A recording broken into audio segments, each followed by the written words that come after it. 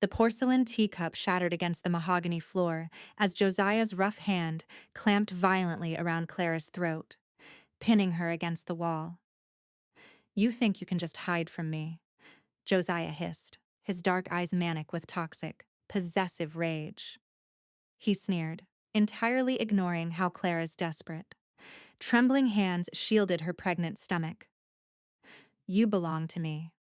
I can snap your neck right here, claim you were resisting arrest, and walk away a hero." Clara gasped for air, black spots dancing in her vision as complete helplessness washed over her. Then the cafe bell chimed, and the ambient temperature in the room instantly plummeted. "Take your hand off my wife." The voice was quiet, yet it carried a lethal, terrifying weight that made the floorboards hum. Josiah froze. The arrogant smirk drained entirely from his face, replaced by sudden, paralyzing fear as he turned to see Silas Thorne, the Iron Baron, and the city's most feared mafia boss standing in the doorway, backed by 4 heavily armed men. I I have a police badge," Josiah stammered, shrinking back and dropping his hands as if Clara's skin had caught fire. Silas didn't blink, his gray eyes molten with cold, calculated murder. "I don't care if you're the president. You have exactly 3 seconds to step away from her, or I will remove your arm from your torso." How did a terrified runaway healer end up pregnant and fiercely protected by the underworld's most ruthless king? Settle in. Hit that subscribe button. And let's rewind to where this gripping story of survival, power, and ultimate revenge truly began. The rain did not simply fall. It assaulted the city. It hammered against the frosted glass of Clara's apothecary with the relentless rhythm of a war drum, washing the cobblestone streets of the garment district clean of the day's grime. Inside, the air was thick with the calming, earthy aroma of dried lavender, crushed rosemary, and the sharp, medicinal tang of witch hazel. It was a sanctuary carved out of the city's concrete underbelly, a quiet place where Clara could finally breathe without checking the shadows. She stood behind the heavy oak counter, her sleeves rolled up past her elbows, rhythmically grinding willow bark in a heavy stone mortar. The repetitive motion was balm to her frayed nerves, a physical grounding in the present moment that kept the ghosts of her past safely locked away in the recesses of her mind. It had been 18 months since she fled the sprawling, oppressive house she had once shared with Josiah. 18 months of looking over her shoulder, of flinching at the sight of a police badge, of rebuilding her dignity piece by shattered piece. Here in this dimly lit clinic, she wasn't the terrified wife of a corrupt city detective. She was Clara, the healer, the woman who patched up the neighborhood's bruised knuckles and feverish children, asking no questions and demanding no exorbitant fees. The brass bell above the heavy oak door did not chime with its usual cheerful ring. It violently screamed as the door was kicked open, slamming hard against the interior wall. The storm howled into the clinic, bringing with it the smell of ozone, wet wool, and the unmistakable, heavy scent of fresh blood. Clara froze, her hand gripping the stone pestle. A man staggered over the threshold, his massive frame eclipsing the glow of the street lamp behind him. He leaned heavily against the doorframe, a dark silhouette clad in an expensive, rain-soaked trench coat and a ruined fedora. He took one step, his leather shoes slipping on the wet floorboards, and collapsed to his knees. A second man, slighter but armed with a Thompson submachine gun, backed into the clinic after him, scanning the dark street before hauling the door shut and sliding the heavy iron deadbolt into place. "Help him," the armed man barked, his voice raw with panic, aiming the barrel of his weapon directly at Clara's chest. "You fix him right now, or I swear to God I'll paint this room with you." Clara did not scream. A profound, almost unnatural calm settled over her. She had spent 5 years surviving a monster. She was not about to break in front of a desperate thug. She stepped out from behind the counter, her eyes bypassing the gun entirely to focus on the man bleeding out on her pristine floor. "Put the gun down and help me lift him onto the examination table," Clara ordered, her voice completely devoid of fear. It was a rhythmic, commanding tone that left no room for negotiation. If he bleeds out while you stand there making empty threats, his death is on your hands. Not mine, the gunman blinked, thrown off balance by her absolute lack of hysterics. But he complied, slinging the weapon over his shoulder and hauling his boss up by the lapels. Together, they dragged the massive, unconscious man to the back of the clinic, hoisting him onto the leather-padded table beneath the harsh glare of an overhead surgical lamp. It was only when the light hit his face that Clara recognized him. The breath caught painfully in her throat. Silas Thorne, the Iron Baron of the Northern Syndicate, the man who controlled the city's underground with a brutal, unyielding grip. He was a myth whispered in back alleys, a man who built empires on ashes and ruled the bootlegging routes with terrifying precision. His jaw was square and locked in pain, his dark hair plastered to his forehead with rain and sweat. His expensive white shirt was completely saturated with a deep, blossoming crimson spreading from his left shoulder. "Get out," a voice rasped. It was low, gravelly, and barely more than a whisper. Yet it carried an undeniable weight of authority. Silas had opened his eyes. They were a startling, piercing gray, sharp and lucid despite the catastrophic blood loss. He looked at his subordinate. "Wait in the alley. Secure the perimeter." "But boss now." The subordinate didn't dare argue. He backed out of the back room, leaving Clara completely alone with the most dangerous predator in the city. Clara didn't hesitate. Her hands, steady and practiced, reached for the medical shears in her apron pocket. "I need to cut the shirt to expose the wound. Mr. Thorne, you are losing an alarming amount of blood." Before the steel blades could touch his ruined shirt, Silas's right hand shot out with terrifying speed. His fingers, heavy and calloused, clamped around her wrist like a steel vise. In his other hand, which had been hidden beneath the folds of his coat, rested a snub-nosed revolver, aimed dead center at her stomach.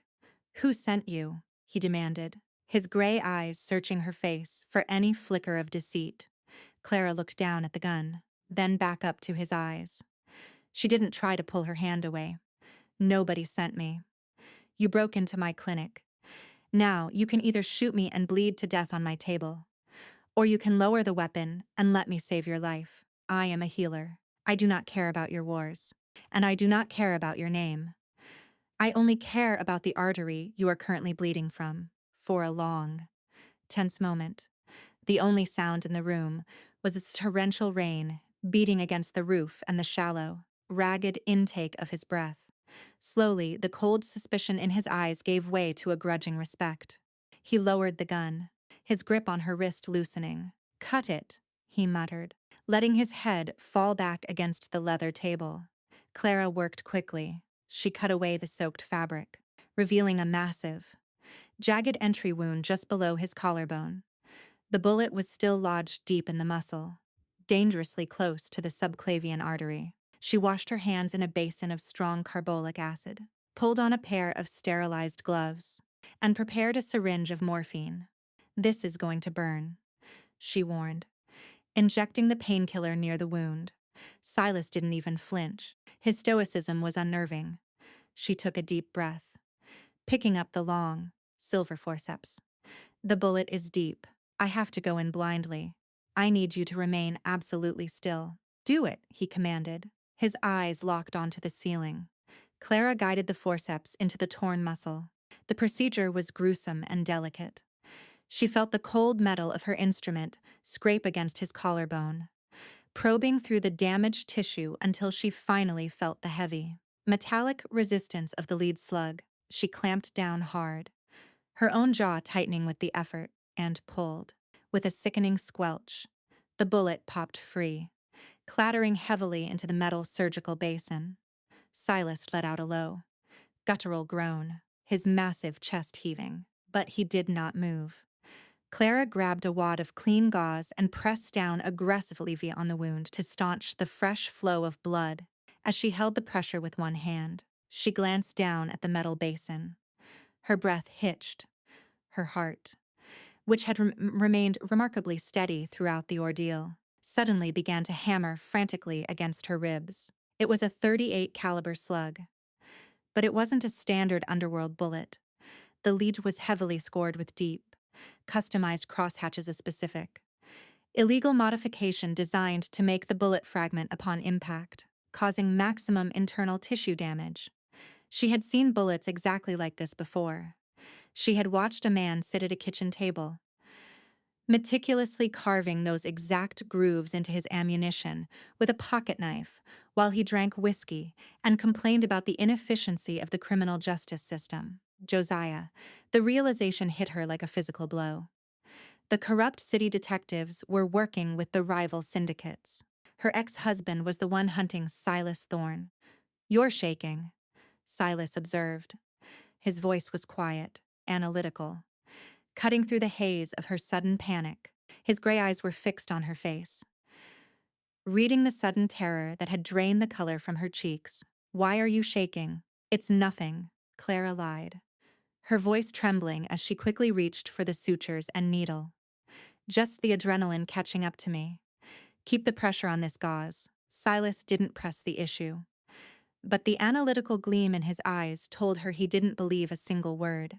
As Clara meticulously stitched the wound closed, binding his shoulder with tight, professional bandages. The scent of lavender in the room was completely overpowered by the metallic tang of blood.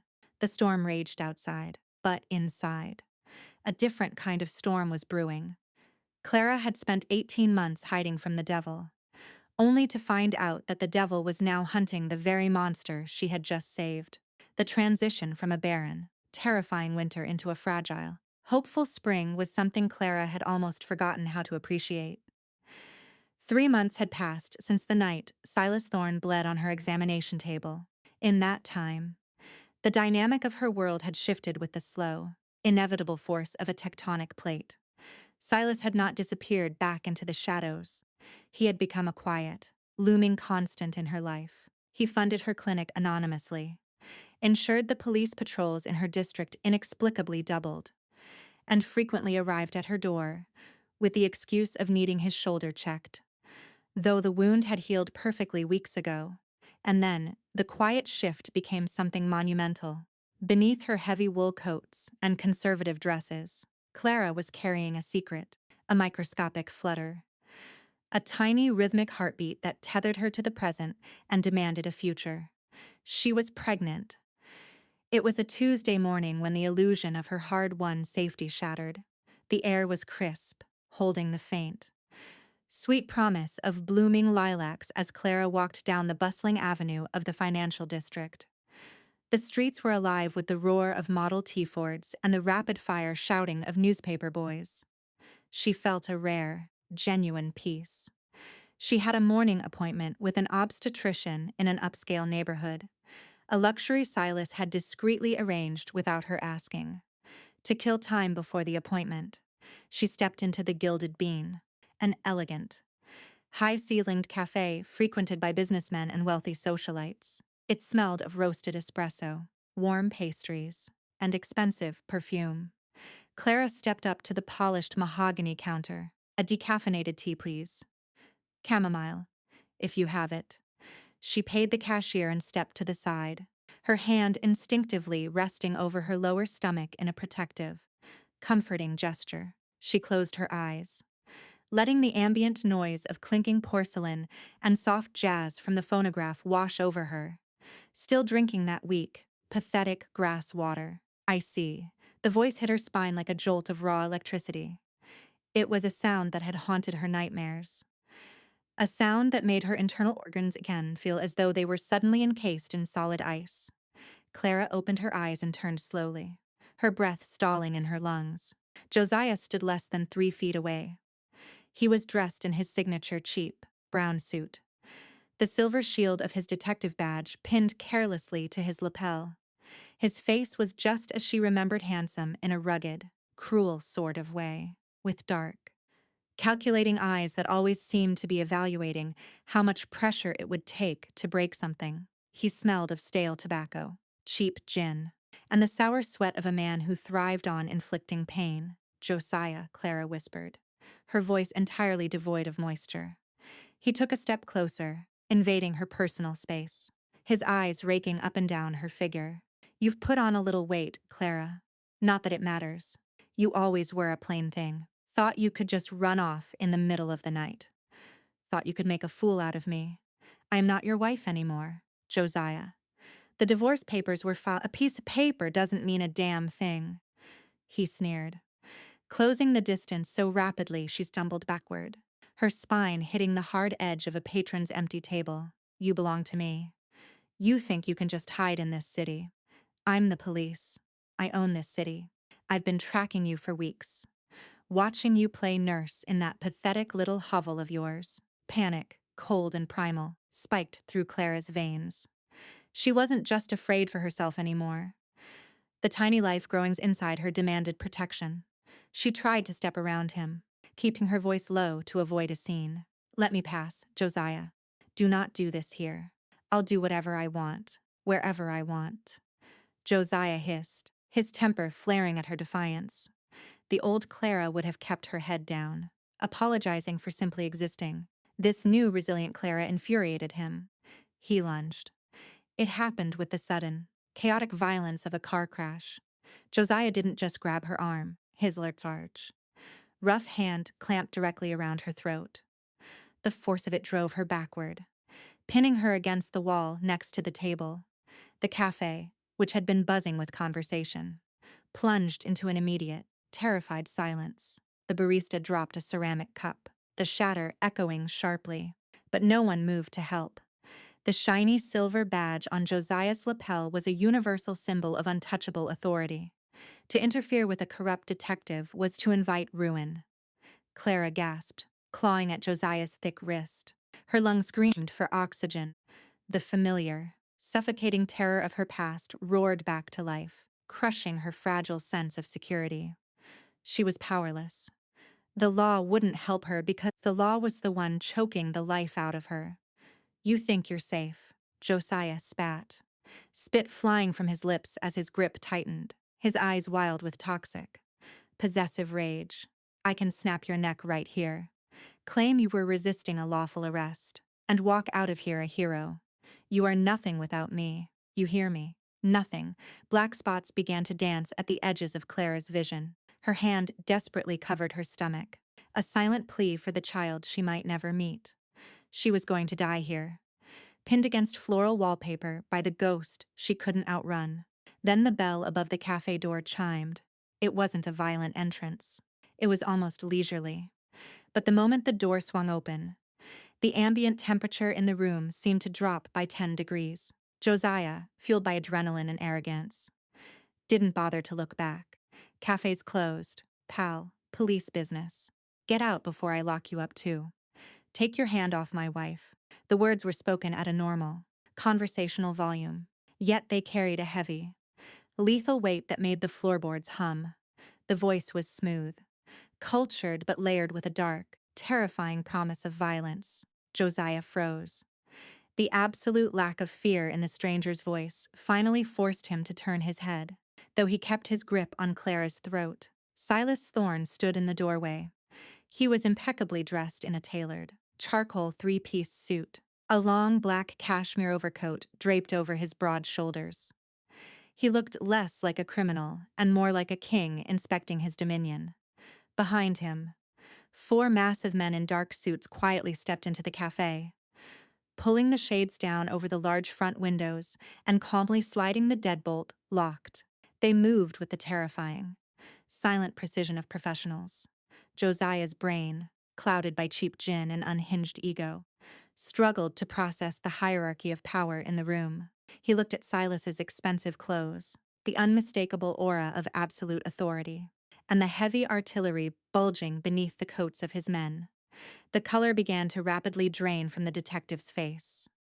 I have a badge, Josiah stammered, his voice cracking, the bravado suddenly leaking out of him like a punctured tire. He held up his free hand, pointing to the silver shield.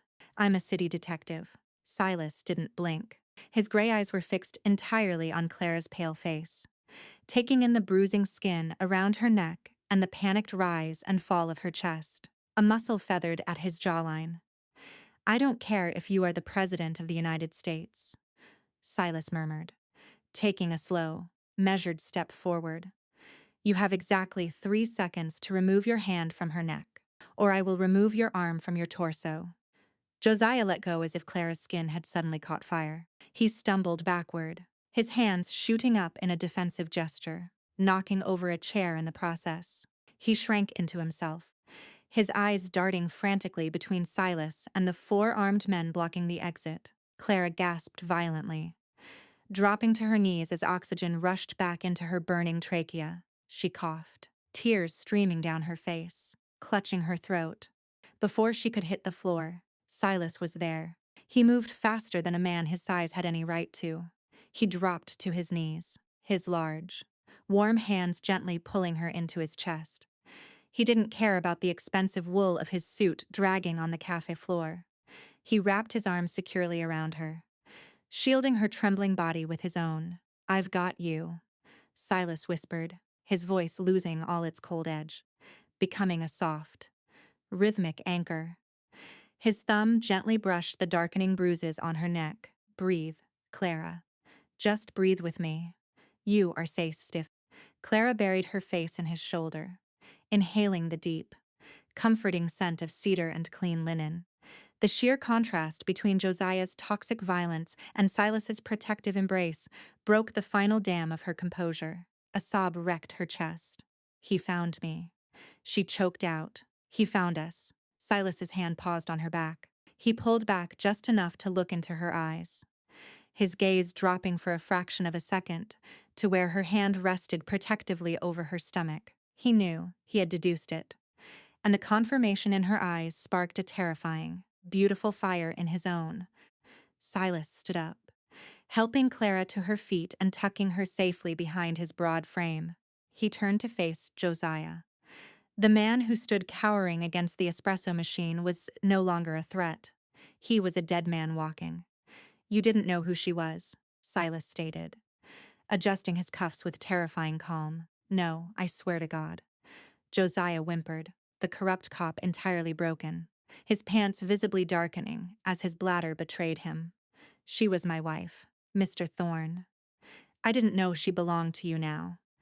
I wouldn't have touched her, I swear." Silas stepped into Josiah's space. He didn't raise his hands. He didn't need to. "She does not belong to me," Silas said, his voice echoing in the dead silence of the cafe. "She is not a piece of property to be traded or stolen. She is a healer. She is the mother of my child. And she is the queen of this city. Her autonomy is absolute." Josiah sobbed, pressing himself flat against the counter. "I am going to let you walk out of this door today," Silas continued, leaning in so close that only Josiah and Clara could hear the lethal promise. "Not out of mercy, but because executing a coward in front of my wife is a disrespect to her sensibilities. However, if you ever look in her direction again, if you speak her name, if you even exist in the same borough as her, my men will not find you. I will personally hunt you down, and I will show you exactly why they call me the Iron Baron. Do you understand?" Josiah nodded frantically. A pathetic, whimpering mess of a man. Silas turned his back on him, dismissing his existence entirely. He draped his heavy cashmere overcoat around Clara's shivering shoulders, enveloping her in his warmth. He offered her his arm, treating her with a profound, undeniable dignity. "Let's go home, Clara," he said softly, as they walked out of the cafe. Surrounded by the impenetrable wall of his men, Clara looked up at the gray sky. The terror was fading, replaced by a deep, resonant realization. Silas Thorne was a monster to the world, but to her, he was the impenetrable fortress she had been searching for. And for the first time in her life, she wasn't just surviving. She was finally free to live. The journey to the Thorne estate was a silent ascent into the clouds, leaving the suffocating smog and towering steel of the city far below. Clara sat in the expansive back seat of the armored Packard Twin Six, the heavy wool of Silas's overcoat still draped around her shoulders like a protective shroud. The world outside the reinforced glass blurred into a dizzying canvas of dark pine trees and winding, treacherous mountain roads. Silas sat beside her, a statuesque guardian carved from granite and tailored wool. He did not speak, nor did he press her for conversation. He simply stared out the window, his jaw tight, his mind undoubtedly calculating 1,000 different ways to dismantle the man who had dared to place hands upon his wife. The estate itself did not look like a home. It looked like an impenetrable fortress designed by a man who expected war at his doorstep. Wrought iron gates, standing 20 feet tall and flanked by armed guards holding Thompson submachine guns, swung open to reveal a sprawling mansion constructed of dark stone and reinforced timber. It was undeniably beautiful, a masterpiece of Gothic architecture nestled against the rugged spine of the mountain, but as the heavy oak doors closed behind them, shutting out the wind and the world, Clara felt a familiar, creeping chill crawl up her spine. For the first 2 weeks, Silas wrapped the world in cotton for her. He moved her into a master suite that rivaled the palaces of European royalty.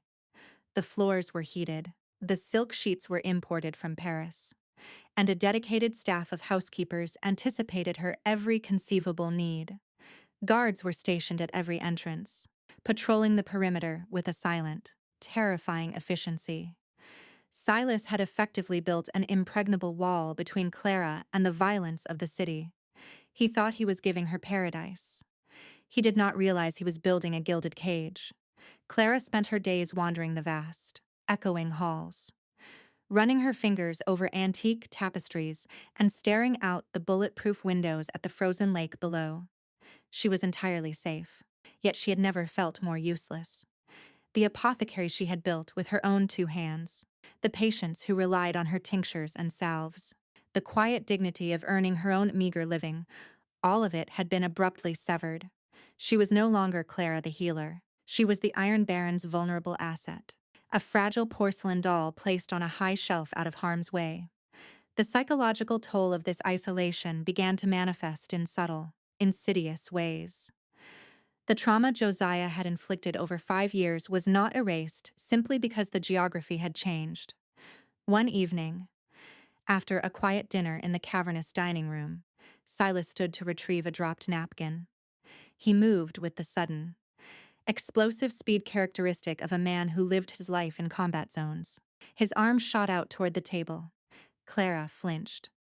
It was a violent, involuntary full-body recoil. She shrank back into her mahogany chair, her hands flying up to protect her face, her eyes squeezed shut, bracing for the phantom strike that her muscle memory insisted was coming. The silence that followed was deafening. It was heavier than any gunshot. Clara slowly opened her eyes. Silas was frozen halfway across the table. His hand, outstretched to grasp the linen napkin, was trembling. The look on his face was one of profound, unadulterated devastation.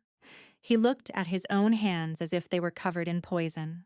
The realization that his mere movement had triggered the defensive instincts of a battered woman shattered his stoic facade. He slowly pulled his hand back, resting it against his chest. He took a deliberate step backward, putting physical distance between them. "I am sorry," Silas whispered, his voice thick with a raw, unfamiliar agony. "I moved too fast. I am so deeply sorry." Clara, from that evening forward, a profound shift occurred in the way Silas interacted with her. He became a student of her trauma, navigating her boundaries with the precision of a bomb technician. He never approached her from behind. If he entered a room, he made sure his footsteps were audible. If he needed to reach past her, he narrated his actions before moving. Most importantly, he never touched her without asking, "May I sit beside you? May I take your coat? May I hold your hand?" It was a painstaking, deliberate dismantling of his own dominant nature. A silent vow to never let her confuse his protective presence with her abuser's oppressive control. But respect was only one half of the equation. Clara still desperately needed a purpose. The tipping point arrived in the dead of night, accompanied by the screech of tires and the chaotic shouting of men. A supply convoy belonging to the Northern Syndicate had been ambushed on the mountain pass by a rival faction. Clara woke to the commotion and hurried to the top of the grand staircase. wrapping a thick robe over her nightgown. The foyer below was a scene of localized carnage. Three of Silas's men were bleeding profusely onto the imported Persian rugs. Silas was barking orders, his shirt sleeves rolled up, demanding that a doctor be brought up from the city. The city doctors won't come up the mountain at this hour, Boss Leo, his right-hand man, shouted over the groans of the wounded, not with the pass compromised. They're terrified of the crossfire. Then find someone who isn't a coward, Silas roared, pressing a towel against the stomach of a young driver who was rapidly losing color. Clara did not hesitate. The lethargy of her isolation vanished in a single, clarifying heartbeat. She descended the staircase not as a terrified wife, but as a seasoned trauma nurse.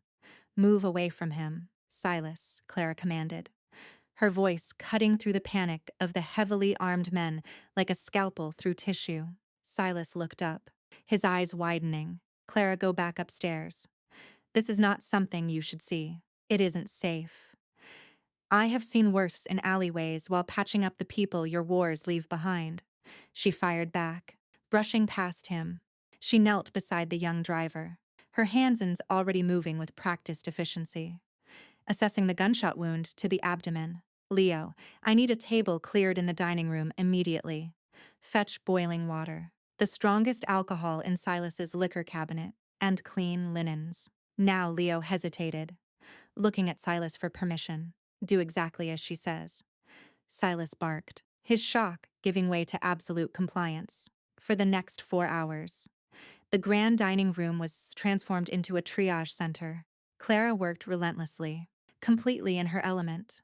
She removed bullets, sutured lacerations, and stabilized the 3 men using a combination of traditional medical tools and the botanical hemostatic agents she had insisted on bringing with her. The syndicate enforcers, massive men who killed for a living, watched in stunned silence as the quiet, pregnant woman they had been guarding effortlessly commanded the room, her hands steady, her focus unbreakable. When the sun finally began to peek over the mountain ridge, casting a pale, golden light through the stained glass windows, the men were stable and sleeping. Clara stood over the dining room sink, washing the blood from her hands and forearms with harsh soap. Silas stood in the doorway. He was exhausted, his white shirt stained with the blood of his men. But his eyes were fixed on Clara with a mixture of profound awe and deep realization. Clara dried her hands on a towel and turned to face him. The adrenaline was fading, leaving behind a fierce, uncompromising clarity. You brought me here to protect me, Clara said, her voice echoing in the quiet room. And I know, in your heart, you believe you are doing the right thing. But if you lock me in a tower to keep me safe, you are no different than the man who held me by the throat in that cafe. Josiah kept me small by using fear. You are keeping me small by using luxury.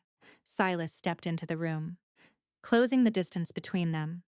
Though he maintained a respectful arm's length, he did not look angry. He looked entirely exposed. I am trying to keep you alive. Clara, the world I operate in is a meat grinder.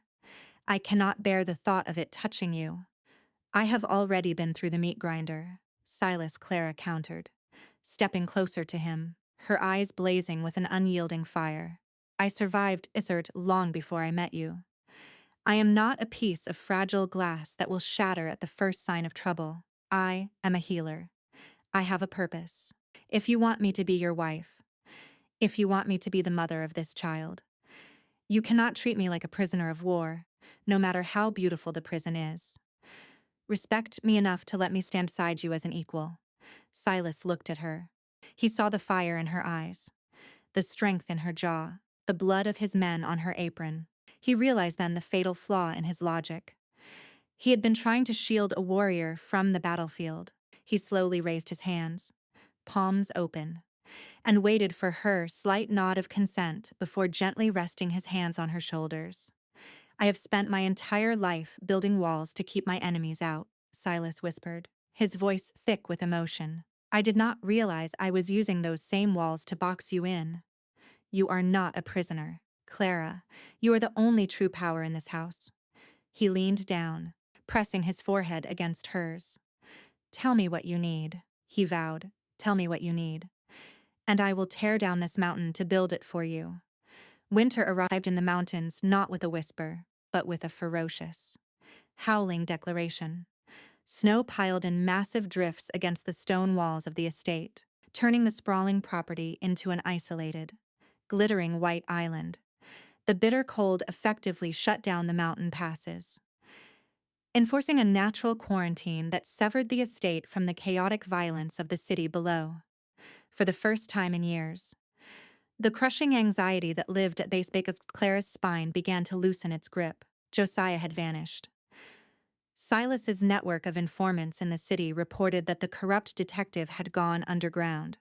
Terrified by the Iron Baron's public death threat, the radio silence from her abuser, combined with the impenetrable security of the estate, fostered a fragile but beautiful illusion of absolute peace.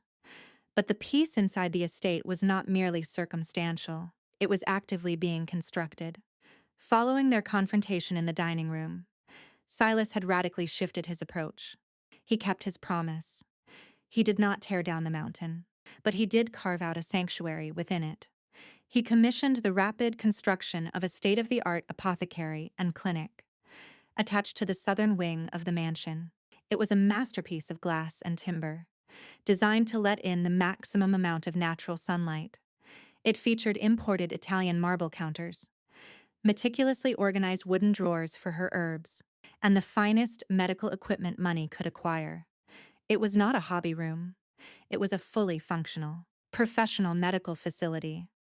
Clara spent her days enveloped in the scent of drying eucalyptus and peppermint, brewing tinctures and preparing salves. The syndicate men, who had previously treated her with a distant, fearful respect, now treated her with a deep, reverent loyalty. They came to her for everything from bullet grazes to winter colds, trusting her hands far more than any high-priced city physician. She was no longer just the boss's wife. She was the matriarch of the Thorn Syndicate, while Clara was building her clinic. Silas was meticulously dismantling his empire. The transition from a ruthless underworld kingpin to a legitimate tycoon was a dangerous, bloody tightrope walk. Late at night, while the snow fell heavily outside, Silas held marathon meetings in his study with his top lieutenants and highly paid corporate lawyers.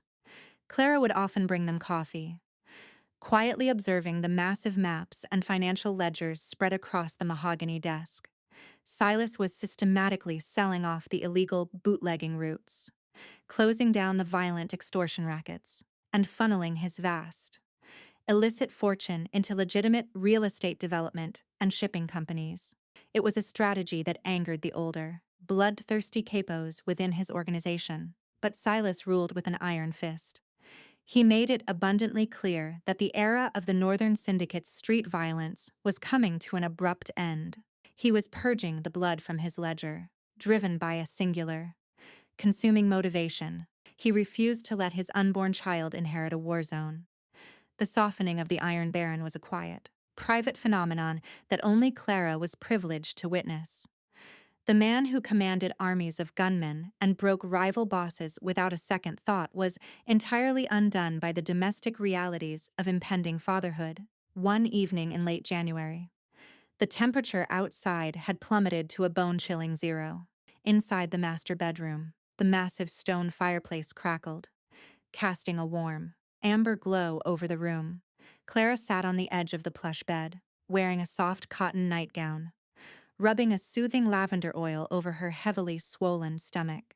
She was entering her third trimester, the physical toll of the pregnancy becoming increasingly apparent. Silas walked out of the adjoining washroom, drying his damp hair with a towel. He wore only a pair of loose linen trousers, the jagged scar from the bullet wound Clara had treated months ago standing out starkly against his chest. He stopped in the center of the room, his eyes falling on her. The intense, predatory sharpness that usually defined his features melted away, replaced by an expression of such profound adoration that it made Clara's breath catch. He walked over to the bed, abandoning the towel on a chair. He did not rush.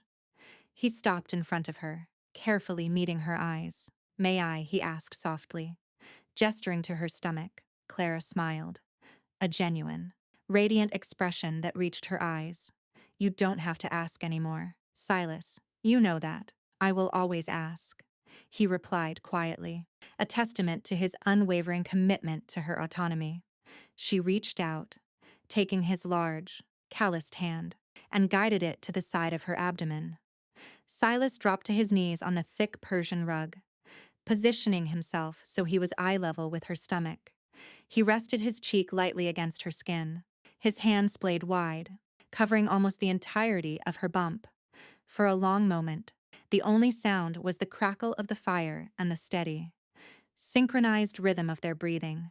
Then, a sharp, distinct kick struck the exact center of Silas's palm. Silas gasped, his head snapping back slightly as if he had been physically shocked. His gray eyes were wide, filled with an innocent, unadulterated wonder that seemed completely incongruous with his reputation.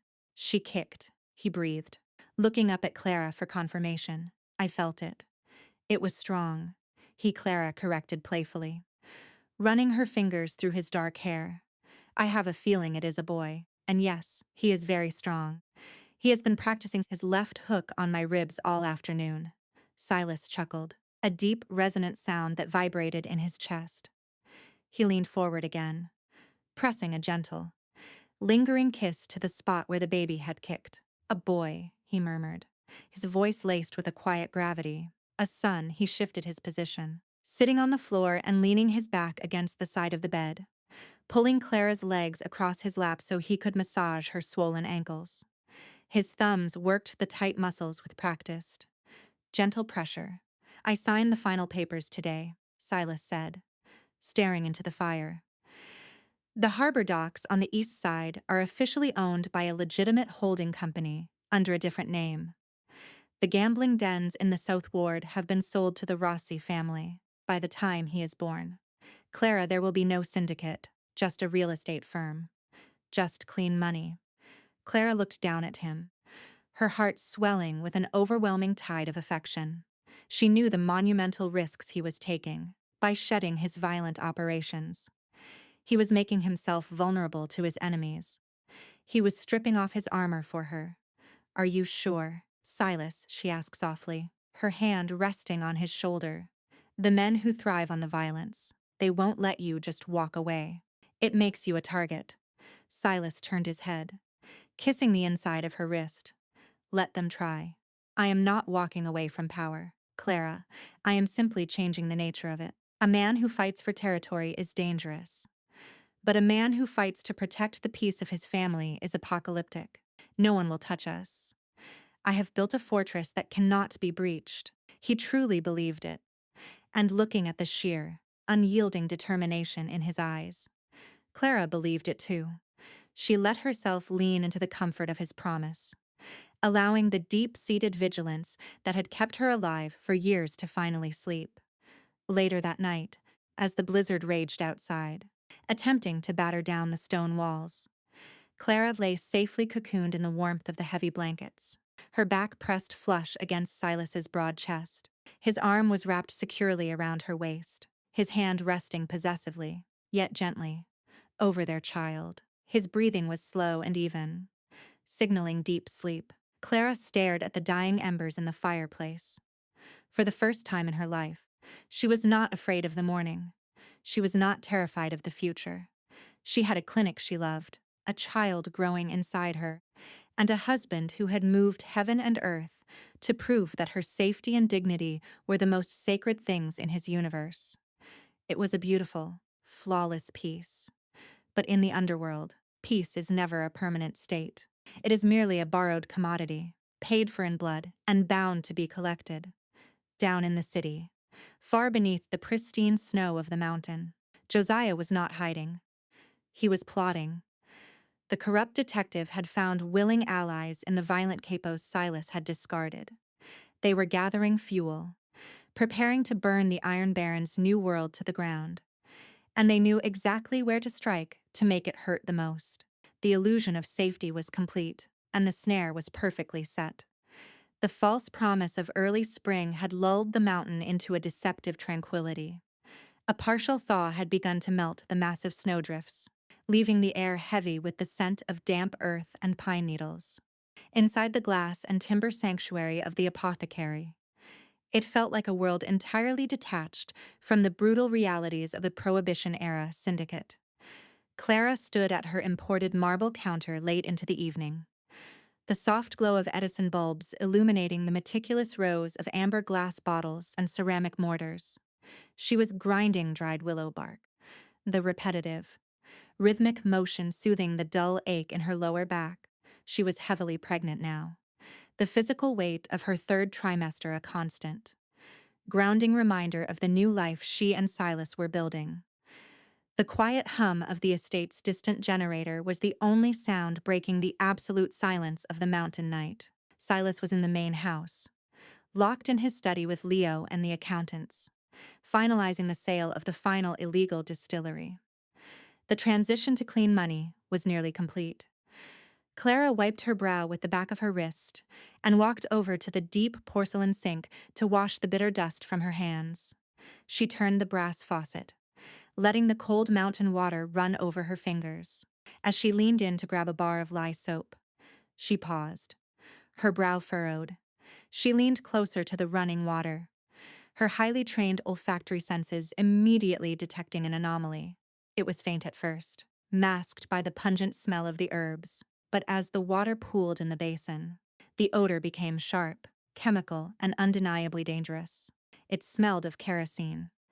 Before her brain could fully process the catastrophic implications of an infiltrated water supply, the tranquility of the mountain was violently shattered. The massive, reinforced glass window on the eastern wall of the apothecary exploded inward. A shower of jagged shards rained across the marble floors, accompanied by a heavy, glass bottle wrapped in a flaming rag. The Molotov cocktail hit the center wooden work table and detonated. The flames instantly found the highly flammable, alcohol-based tinctures and concentrated herbal oils Clara used for her medicines. Within seconds, a terrifying wall of fire erupted, painting the clinic in a hellish, roaring orange light. Clara threw her arms over her face, stumbling backward away from the blinding heat. The concussive force of a secondary explosion rocked the building as a storage cabinet full of ether went up in a blinding flash. Outside the shattered window, the night erupted into chaos. The staccato, mechanical tearing of Thompson's submachine guns echoed through the valley, drowning out the roar of the flames. Josiah had not come alone.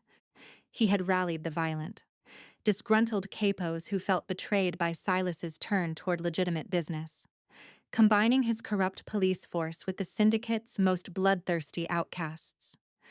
They had bypassed the heavily fortified main gates and flanked the estate by climbing the treacherous, thawing western ridge striking the most vulnerable point on the property. They had struck Clara's sanctuary. Clara, the scream tore through the chaos, a raw primal sound of absolute terror that Clara had never heard Silas make. The fire was spreading with unnatural, predatory speed, feeding on the dry timber beams and the oxygen rushing through the broken windows. Thick, toxic black smoke began to fill the room, sinking rapidly from the vaulted ceiling. Clara dropped her hands and knees, coughing violently, her eyes burning and tearing. She crawled desperately toward the heavy oak door connecting the apothecary to the main courtyard, her hand instinctively shielding her swollen stomach. The heat was becoming unbearable, blistering the skin on her forearms. Flaming debris fell from the ceiling, crashing onto the marble floor and blocking her path. She was trapped. Outside the courtyard was a war zone. Silas burst through the mansion's side doors, completely disregarding his own safety. He was devoid of his usual tailored suit, wearing only a white shirt and shoulder holsters. A pair of Colt 1911s gripped tightly in his hands. He was a force of catastrophic violence unleashed. He moved through the crossfire with terrifying precision, dropping two rogue gunmen who tried to block his path to the clinic. Leo and the Loyalist enforcers were laying down heavy suppressing fire, forcing Josiah's men back toward the tree line. But the fire in the apothecary was already out of control. Clara, Silas roared again. throwing his entire body weight against the heavy oak door of the clinic. The frame splintered, but the door was jammed by a fallen ceiling beam on the inside. Inside, Claire's lungs were screaming. The oxygen was being rapidly consumed by the inferno. She pressed her face against the relatively cool marble floor, gasping for shallow breaths. The terrifying reality of her situation settled over her with crushing weight. The baby kicked frantically against her ribs, sensing the distress. She could hear the wood groaning above her, the structural integrity of the clinic rapidly failing. She was going to die here, suffocated and burned in the very place she had built to heal people. Suddenly, the jammed door violently exploded off its hinges. Silas tore through the splintered wood, his face covered in soot, his eyes wild and bloodshot. He ignored the flames licking at his sleeves and the blistering heat radiating from the walls. He scanned the smoke-filled room with desperate, frantic movements until he saw her crumpled on the floor. He crossed the room in 2 strides, holstering his weapons and scooping her into his arms as if she weighed nothing. He pulled her flush against his chest, burying her face in his shirt to shield her lungs from the toxic smoke.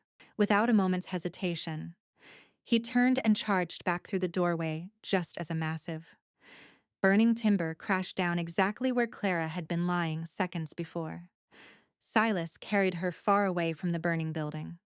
Dropping to his knees in the slush and snow of the main courtyard, he carefully laid her down, instantly running his trembling hands over her face, her arms and her stomach, checking for catastrophic injuries.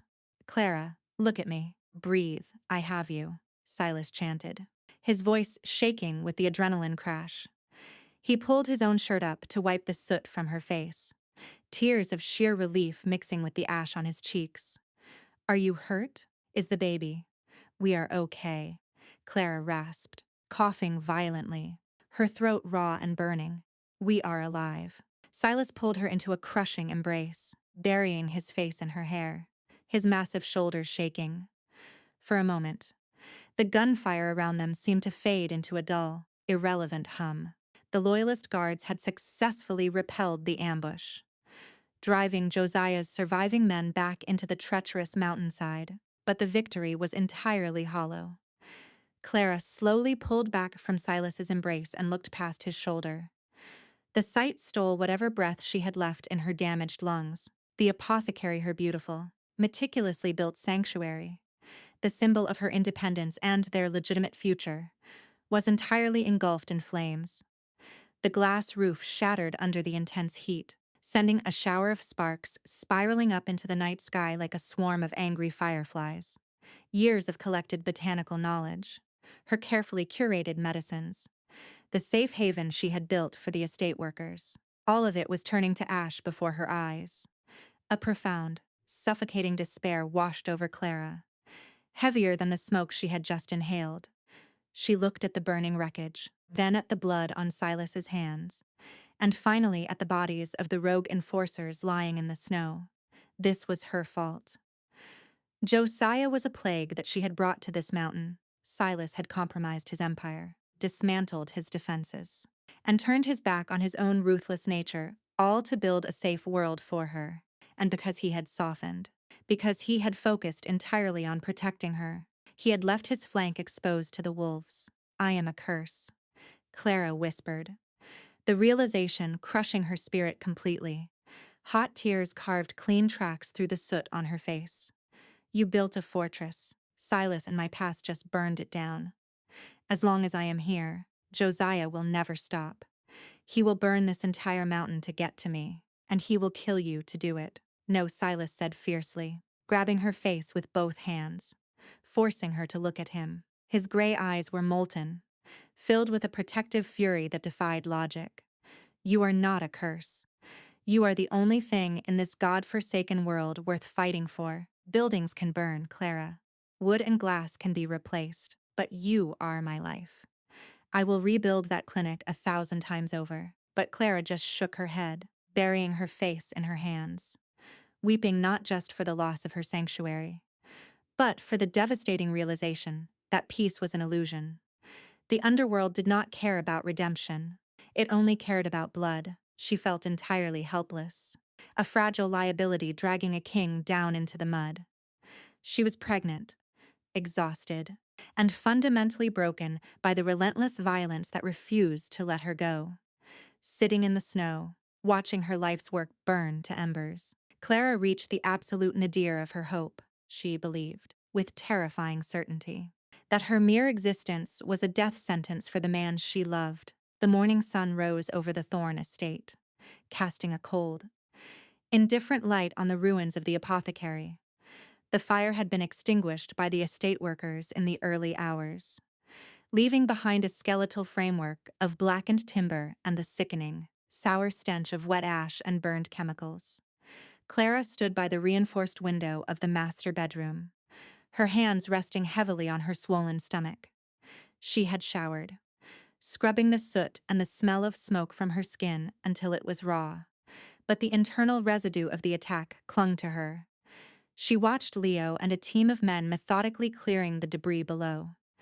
The despair from the previous night still sat in her chest like a physical weight, but as she watched the men pull a melted, warped piece of her favorite marble counter from the wreckage, the crushing sadness began to curdle. It twisted, hardened, and transformed into something entirely new. It transformed into profound, unadulterated rage. Josiah had taken 5 years of her life. He had taken her dignity, her autonomy, and her peace of mind. Now he had tried to take her sanctuary and her child. Clara had spent her entire existence fleeing, hiding, and hoping that someone else's walls would be thick enough to keep the monsters at bay. She had let Silas take the bullets, let him carry the weight of the violence, while she played the role of the protected asset. She turned away from the window. The reflection in the vanity mirror caught her eye. She did not see a frightened, battered woman fleeing a corrupt detective. She saw a survivor. She saw a mother. She saw the wife of the Iron Baron. Clara walked to her dark oak wardrobe, bypassing the soft silk dresses Silas had bought for her, and pulled out a sturdy, heavy wool skirt and a thick, dark blouse. She dressed with deliberate, mechanical precision, lacing her leather boots tightly. She did not bother to pin her hair up in its usual neat style, letting it fall freely down her back. She walked out of the master suite and descended the grand staircase. The mansion was buzzing with quiet, tense energy. Armed guards were stationed at every corridor, their faces grim. Clara ignored them, walking with a purposeful, unwavering stride directly toward the western wing of the estate, the wing that housed the syndicate's private armory. 2 massive enforcers stood guard outside the heavy steel door. They straightened up as Clara approached, looking uncomfortable. "Good morning, Mrs. Thorne," one of them mumbled, moving slightly to block the door. "The boss asked that you remain in the upper residential wing today while we secure the perimeter." "Step aside, Marcus," Clara said, her voice quiet but laced with an icy authority she had never used before. "I am not asking for your permission. I am telling you to open the door." The guards exchanged a nervous glance. They were terrified of Silas, but the absolute, uncompromising steel in Clara's eyes was a different kind of terrifying. It was the look of a woman who had nothing left to lose. Reluctantly, Marcus unlocked the heavy deadbolt and pulled the steel door open. The armory smelled of gun oil, brass, and cold iron. The walls were lined with racks of Tommy guns, Winchester lever-action rifles, and neatly organized rows of Colt revolvers and 1,911 semi-automatics. In the center of the room, cleaning a disassembled rifle on a metal table, was Silas. He looked up as the door clicked shut behind her. He looked exhausted, the dark circles under his gray eyes speaking of a sleepless night spent orchestrating brutal retaliations.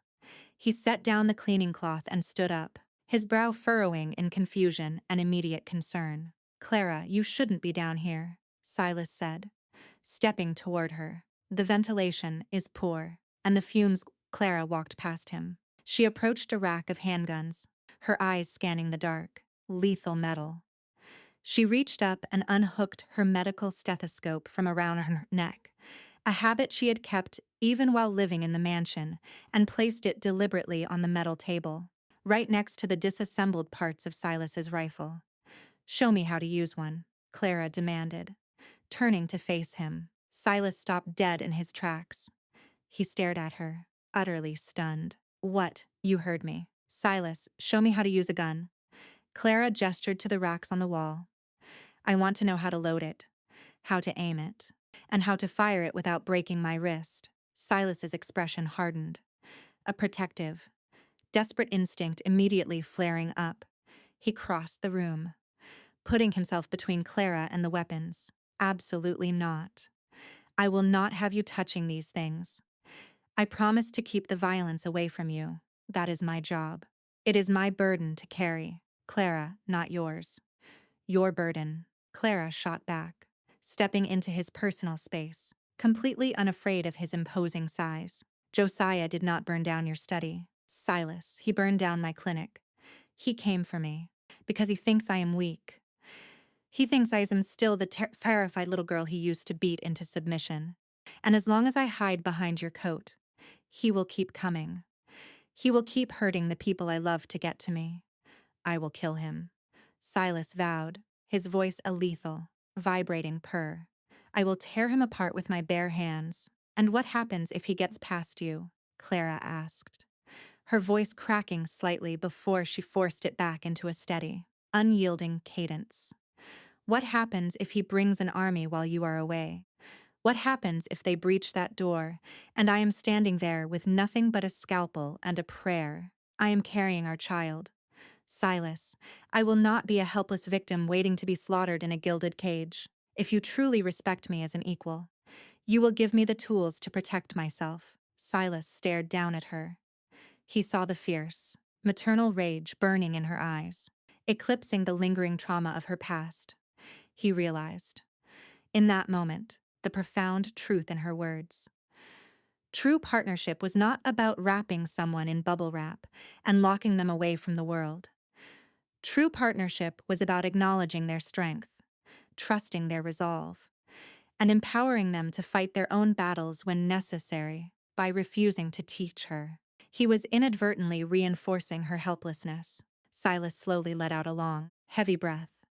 He closed his eyes for a fraction of a second, fighting every primal instinct he had to shelter her. And then he nodded. He turned to the rack and selected a pristine, compact Colt Model 1000, 903 pocket hammerless. It was sleek, reliable, and didn't have the aggressive recoil of the larger caliber weapons. He checked the chamber to ensure it was clear, and then held it out to her, grip first. Clara took it. The weapon was heavier than she expected, cold and terrifying in her palm, but she did not drop it.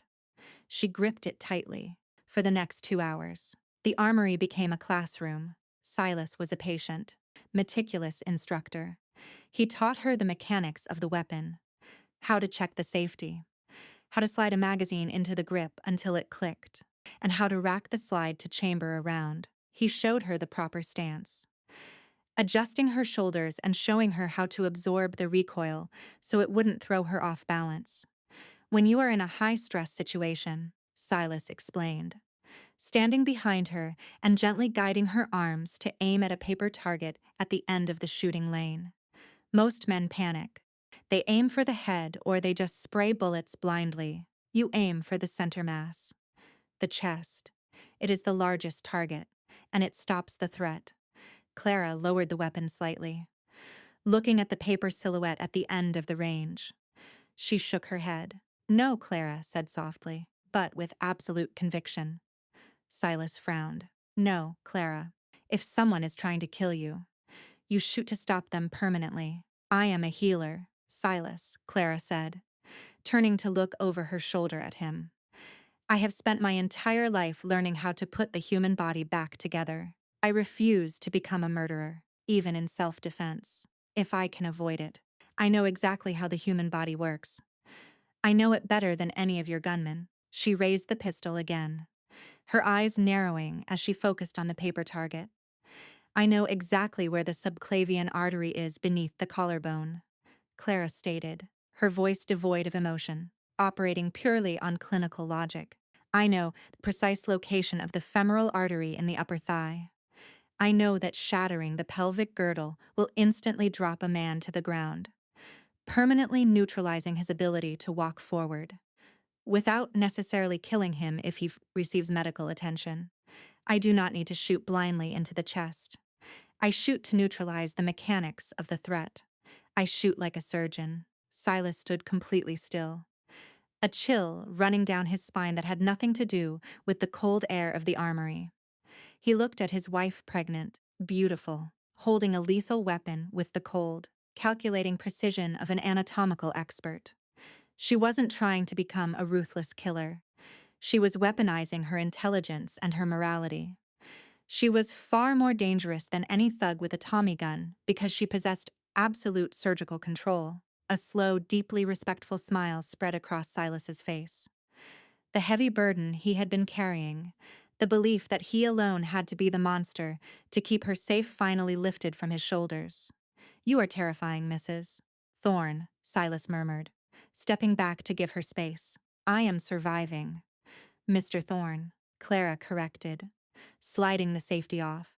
She took a deep breath, aligned the iron sights exactly with the lower hip of the paper silhouette, and squeezed the trigger.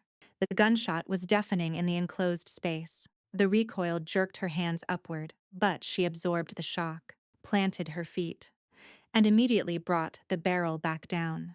She fired twice more in rapid succession. Silas looked down the range. 3 bullet holes formed a tight, perfectly precise triangle right over the pelvic joint of the paper target. It was a crippling, mechanically devastating cluster. Clara lowered the gun, her hands shaking slightly from the adrenaline, but her posture was rigid with newly forged confidence. She ejected the magazine, cleared the chamber, and placed the smoking weapon gently on the table next to her stethoscope. Later that afternoon, the atmosphere in the mansion had completely shifted. Clara did not retreat to her bedroom. Instead, she set up a temporary triage station in the grand dining room, pulling medical supplies from the emergency caches Silas kept in the basement. She called in the men who had been injured in the previous night's firefight, men who had suffered burns, cuts, and minor shrapnel wounds. She worked with a fierce, commanding efficiency. When Leo sat in the chair to have a nasty laceration on his arm stitched, he looked up at her with a new, profound level of respect. Word had already spread through the ranks about the boss's wife demanding a weapon in the armory. "You did good last night," Leo, Clara said quietly as she tied off a precise surgical knot. "Thank you for keeping the fire from reaching the main house." "It's my job, ma'am," Leo replied respectfully. "No," Clara corrected, meeting his eyes with a gaze that reminded him sharply of Silas. "It is our family. And from now on, we protect it together." Silas watched from the doorway. Leaning against the frame with his arms crossed over his chest, he saw the way his men looked at her. They no longer saw a fragile civilian they were obligated to protect. They saw their matriarch. They saw a woman who possessed the compassion to heal their wounds, and the absolute, calculated will to shatter the pelvis of anyone who tried to harm them. The fire in the valley had been intended to destroy Clara's spirit. Instead, it had burned away the last remnants of her fear, forging her into iron. Josiah had not just picked a fight with a mafia boss. He had awakened a queen, and the Northern Syndicate had never been more dangerous. The private rail yard on the outskirts of the city was swallowed by the thick, freezing fog of late February. The rhythmic, mechanical panting of the massive steam locomotive cut through the biting night air, a beast of iron and coal waiting to be unleashed. Clara stood on the wooden platform, wrapped in a heavy, fur-lined cashmere coat, her hands buried deep in her pockets. The plan was a tactical necessity, born from the ashes of her burned clinic. Silas had mobilized his entire syndicate for a final, decapitating strike against Josiah and the rogue capos. But he refused to execute the war with Clara anywhere near the crossfire. He had chartered a heavily armored luxury train to take her under the cover of darkness to a fortified safe house in San Francisco. Silas stood before her, looking immaculate and terrifying in a black tailored overcoat, his fedora pulled low against the freezing mist. The platform was surrounded by dozens of his most lethal men, their eyes scanning the fog. Thompson's submachine guns resting easily in their hands. Leo, who had his arms in a sling from the fire, was barking quiet orders to the detail that would be boarding the train with Clara. "I hate this," Clara whispered, her breath pluming in the cold air. She reached out, grasping the lapels of Silas's coat. "I hate leaving you behind. We are supposed to be partners. We protect our family together." Silas reached up, his large, warm hands framing her face. His thumbs gently brushed across her cheekbones. The hardened mafia boss was completely absent from his eyes, leaving only a man profoundly devoted to the woman standing in front of him. "We are partners, Clara. And your part of this war is to keep our child safe while I burn the rot out of this city. Josiah thinks he can use my legitimate business transition against me. He thinks I have forgotten how to be the Iron Baron. I am going to remind him. Promise me," Clara demanded, her voice thick with emotion, her grip on his coat tightening. "Promise me you will not take unnecessary risks. You come back to us, Silas. You promised me a hospital. You promised me a life. I swear it on my soul," Silas vowed, leaning down to press a fierce, lingering kiss to her lips. It was a kiss that tasted of cold rain, tobacco, and an unspoken desperation. He pulled back, resting his forehead against hers. "I will be on a train west the second the streets are clean. 3 days, Clara. Just 3 days. And this nightmare is permanently over." Silas personally escorted her onto the VIP parlor car. The interior was a breathtaking display of Gilded Age luxury plush velvet armchairs, mahogany paneling, brass gas lamps emitting a warm, golden glow, and heavy damask curtains drawn tightly over the reinforced windows. It was a mobile fortress of absolute comfort. Silas lingered for a moment, pressing his hand gently over her swollen stomach, feeling a definitive kick from their unborn son, before he finally stepped backward and exited the train. With a deafening blast of the steam whistle, the locomotive lurched forward. Clara sat in a velvet armchair, watching through a small crack in the curtains as the imposing figure of Silas Thorne vanished into the swirling fog. For the first 4 hours of the journey, the rhythmic clacking of the steel wheels against the tracks was the only sound. The train aggressively climbed elevation, leaving the cities far behind and carving its way into the treacherous, snow-covered passes of the high mountain range. Inside the parlor car, it was incredibly warm. A small coal stove burned in the corner. Clara drank a cup of peppermint tea, reading a medical journal she had salvaged from the estate. Outside the door, she knew Leo and 4 of Silas's most capable enforcers were standing guard in the corridor. For the first time in days, the knot of anxiety in her chest uncoiled. The illusion of safety was intoxicating. Silas had thought of everything. The train was heavily guarded. Their route was an absolute secret known only to his highest echelon, and she was moving at 60 miles an hour away from her trauma. She placed a hand on her stomach, smiling softly. "We are going to be all right, little one," she whispered to the quiet room. "Your father is going to build us a beautiful world." At exactly 2 in the morning, the illusion shattered with catastrophic violence. The train did not just stop.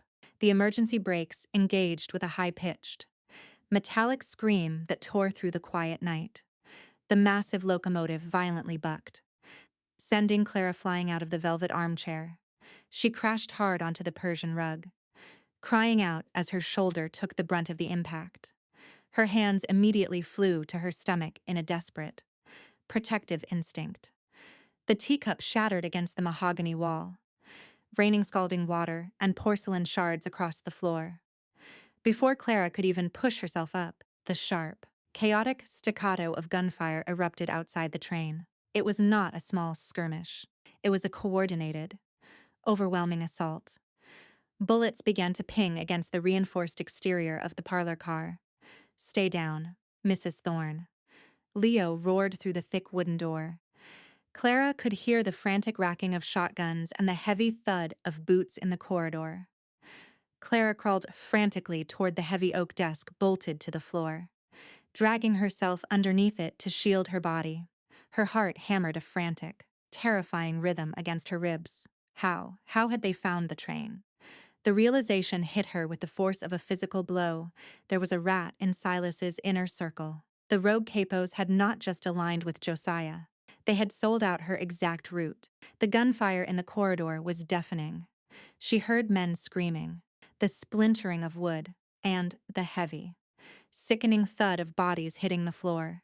Leo was shouting orders, but his voice was rapidly drowned out by the sheer volume of answering fire. Then an eerie silence fell over the corridor, heavier and more terrifying than the gunshots. The brass handle of the parlor car door slowly turned. The heavy lock had been blown entirely out of the frame by a shotgun blast. The door creaked open, swinging wide on its hinges.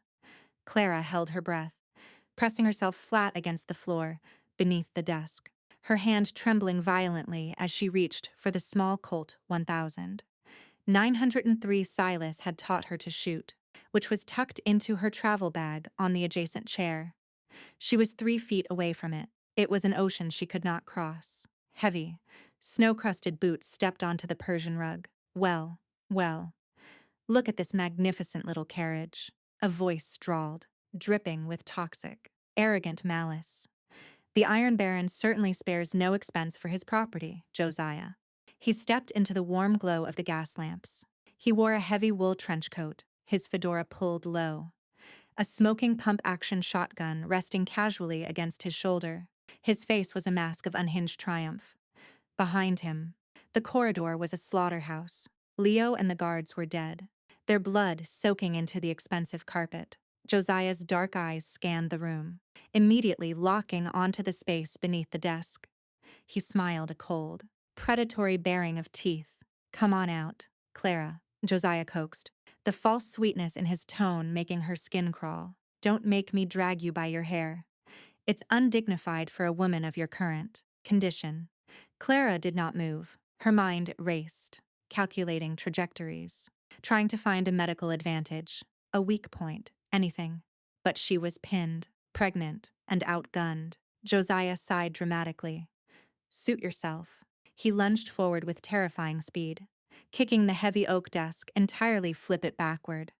Clara screamed, covering her head as the massive piece of furniture crashed to the floor, leaving her completely exposed. Josiah reached down, his large hand clamping around her upper arm with bruising, vicious force. He hauled her to her feet effortlessly, completely ignoring her struggles and the desperate kicks she aimed at his shins. "Let me go," Clara shrieked, twisting violently in his grip.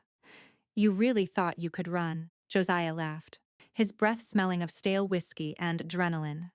He pressed the barrel of his shotgun roughly under her chin, forcing her head up. The cold steel burned against her skin. "I told you, Clara, you belong to me. And tonight, I'm taking what's mine, and I'm leaving the Baron with a ghost." He dragged her toward the shattered door of the parlor car, forcing her out into the freezing corridor and toward the vestibule connecting the cars. The wind howled through the broken windows, biting into Clara's skin. The train was stopped squarely in the middle of a massive, terrifyingly high wooden trestle bridge that spanned a pitch-black, icy gorge. Suddenly, the door at the far end of the corridor was kicked off its hinges. Josiah froze, spinning around and dragging Clara in front of him as a human shield. Standing at the end of the blood-soaked hallway, a vision of absolute, catastrophic vengeance, was Silas. He had not stayed in the city, unwilling to trust her safety entirely to his men. He had secretly boarded the caboose of the train, trailing her as a silent guardian. He was bleeding from a graze on his temple, his overcoat discarded, holding a Colt 1000, 911 in each hand. His gray eyes were wide, taking in the dead bodies of his men, and finally locking on to Josiah, who had the barrel of a shotgun pressed under Clara's jaw. The air in the train car seemed to instantly vaporize. "Let her go, Josiah," Silas said. His voice was not a shout. It was a low, vibrating hum of pure, concentrated murder. It was the voice of a man who was already tearing his enemy apart in his mind. Josiah's smugness faltered for a fraction of a second. genuine fear flickering into his eyes as he looked at the Iron Baron. But he quickly masked it with a manic, unhinged laugh. He backed up, dragging Clara out onto the open-air metal platform connecting the train cars. The wind whipped violently around them, tearing at Clara's hair. Below them, 100-foot drop into a frozen river gaped like a black maw. "You're a fool, Thorn," Josiah shouted over the howling wind, pressing the gun harder against Clara's throat. "You brought a pistol to a bombing." Silas stepped out onto the metal platform, his guns leveled directly at Josiah's head. "I will put a bullet through your eye before your finger twitches on that trigger. Release my wife." "Oh, I'm not going to shoot her," Josiah sneered, his eyes gleaming with psychotic delight. He reached into his trench coat pocket with his free hand and pulled out a heavy, brass detonator box. "My boys wired the central support pillars of this trestle with enough dynamite to level a city block. You want her. Thorn, you can have her." Josiah shoved Clara violently forward. She stumbled, crying out as her knees hit the freezing iron grates of the platform, sliding toward Silas. Silas instantly dropped his weapons, lunging forward to catch her, his arms wrapping around her to break her fall. In that split second of Silas's distraction, Josiah leaped backward, clearing the gap between the cars and landing on the solid, snow-covered ground at the very edge of the ravine. "Happy anniversary, Clara," Josiah screamed into the wind. He slammed his fist down onto the brass plunger of the detonator. The world did not just explode. It disintegrated. The concussive shockwave hit first, a physical wall of air that shattered every remaining pane of glass on the train. A blinding flash of orange and yellow fire erupted beneath the train cars, illuminating the snowy gorge in a hellish daylight. The deafening roar of the dynamite snapping the massive wooden support beams was louder than thunder. The center of the trestle bridge simply vanished. Gravity claimed the massive steam locomotive instantly. It pitched forward, groaning like a dying beast, dragging the coal tender and the front passenger cars down into the abyss.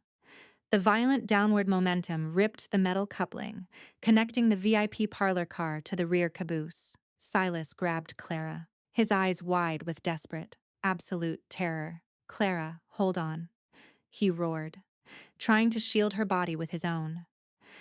But the car they were standing on pitched violently upward as the weight of the falling locomotive dragged the front half down.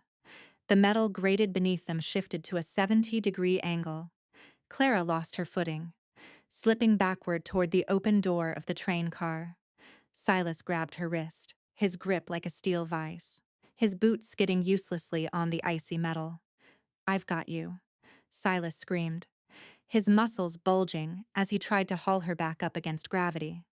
But the structural integrity of the bridge was entirely compromised.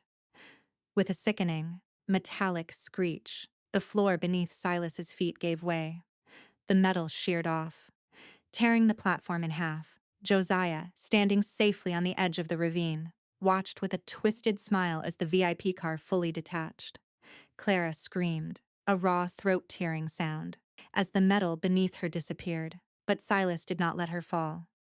With a final, agonizing surge of strength, he swung his body weight, launching Clara upward toward the solid edge of the ravine, where the caboose was still precariously balanced on stable ground. Clara hit the snow-covered embankment hard, the breath driven from her lungs. She scrambled frantically, digging her frozen fingers into the ice, and dragged herself to the very edge of the cliff. "Silas," she screamed into the darkness. She looked down just in time to see Silas, still standing on the sheared-off piece of the metal platform, plunged downward. He looked up at her, his gray eyes locking onto hers one final time. He did not look afraid. He looked completely at peace, knowing he had thrown her to safety. The parlor car, engulfed in flames from the explosion, plummeted into the pitch-black abyss. A terrifying, agonizing silence followed, broken only by the distant, echoing crash of twisted metal and shattering ice hundreds of feet below in the frozen river. Clara lay on her stomach at the edge of the precipice, staring down into the dark void, her mind completely fractured. She couldn't breathe. She couldn't process the magnitude of the horror. Silas was gone. The immovable mountain, the man who had promised her the world, had been swallowed by the dark. Before the first scream of pure grief could tear its way out of her throat, a heavy boot slammed into her ribs, flipping her violently onto her back. Josiah stood over her, his shotgun resting on his shoulder, a sadistic, satisfied smirk playing on his lips. He looked down into the gorge, then back down at her. "Well," Josiah drawled, the wind whipping his trench coat around him. "Looks like you're a widow. Clara, time to go home." He reached down, grabbing her roughly by the collar of her heavy coat, and dragged her unconscious, limp body away from the edge of the abyss, disappearing into the howling darkness of the mountains. Consciousness returned to Clara not as a gentle awakening, but as a slow, agonizing crawl through crushed glass. The first sensation was the cold. It was absolute and unforgiving. A deep, bone-itching freeze that seemed to have settled into her marrow. Her teeth chattered violently, a completely involuntary spasm that sent sharp spikes of pain through her bruised jaw. The smell of dust, rotting pine, and ancient ash filled her nostrils. She forced her eyes open. The world was blurry, cast in a dim, grayish blue light. She was lying on a thin, filthy mattress on the floor of a single-room log cabin. The walls were constructed of rough-hewn timber, packed with dried mud that was currently failing to keep out the howling wind. A small rusty wood stove sat in the center of the room, completely dark and cold. Clara tried to sit up, but a sharp, metallic clinking sound stopped her. A heavy iron cuff was securely locked around her left ankle. A thick chain connected the cuff to the exposed, load-bearing timber beam of the cabin wall. Panic, thick and suffocating, seized her throat. She scrambled backward against the wall, her hands flying to her swollen stomach. She pressed her palms flat against the heavy wool of her coat, waiting in terrified silence. For 30 agonizing seconds, there was nothing, no movement, no life, just the deafening howl of the wind outside. "Please," Clara whispered, a tear slipping out of the corner of her eye, instantly freezing on her cold cheek. "Please, God." No then, a weak, distinct flutter, a tiny kick against her palm. Clara let out a ragged, sobbing breath, curling her body forward to protect her core heat. The baby was alive, but she was freezing, and the distress was obvious. The heavy wooden door of the cabin groaned open, followed by a violent gust of snow and wind. Josiah stepped inside, kicking the door shut behind him and throwing the heavy iron latch. He was covered in snow, holding a bundle of wet, dead branches. He tossed them carelessly next to the rusted stove. He looked at Clara huddled against the wall, her ankle chained like an animal, and a slow, sickening smile spread across his face. "Rise and shine, sweetheart," Josiah mocked, brushing the snow off his shoulders. He walked over to a small wooden table and picked up a silver flask, taking a long pull of whiskey. "You took a pretty hard hit out there in the snow. I had to carry you for 3 miles.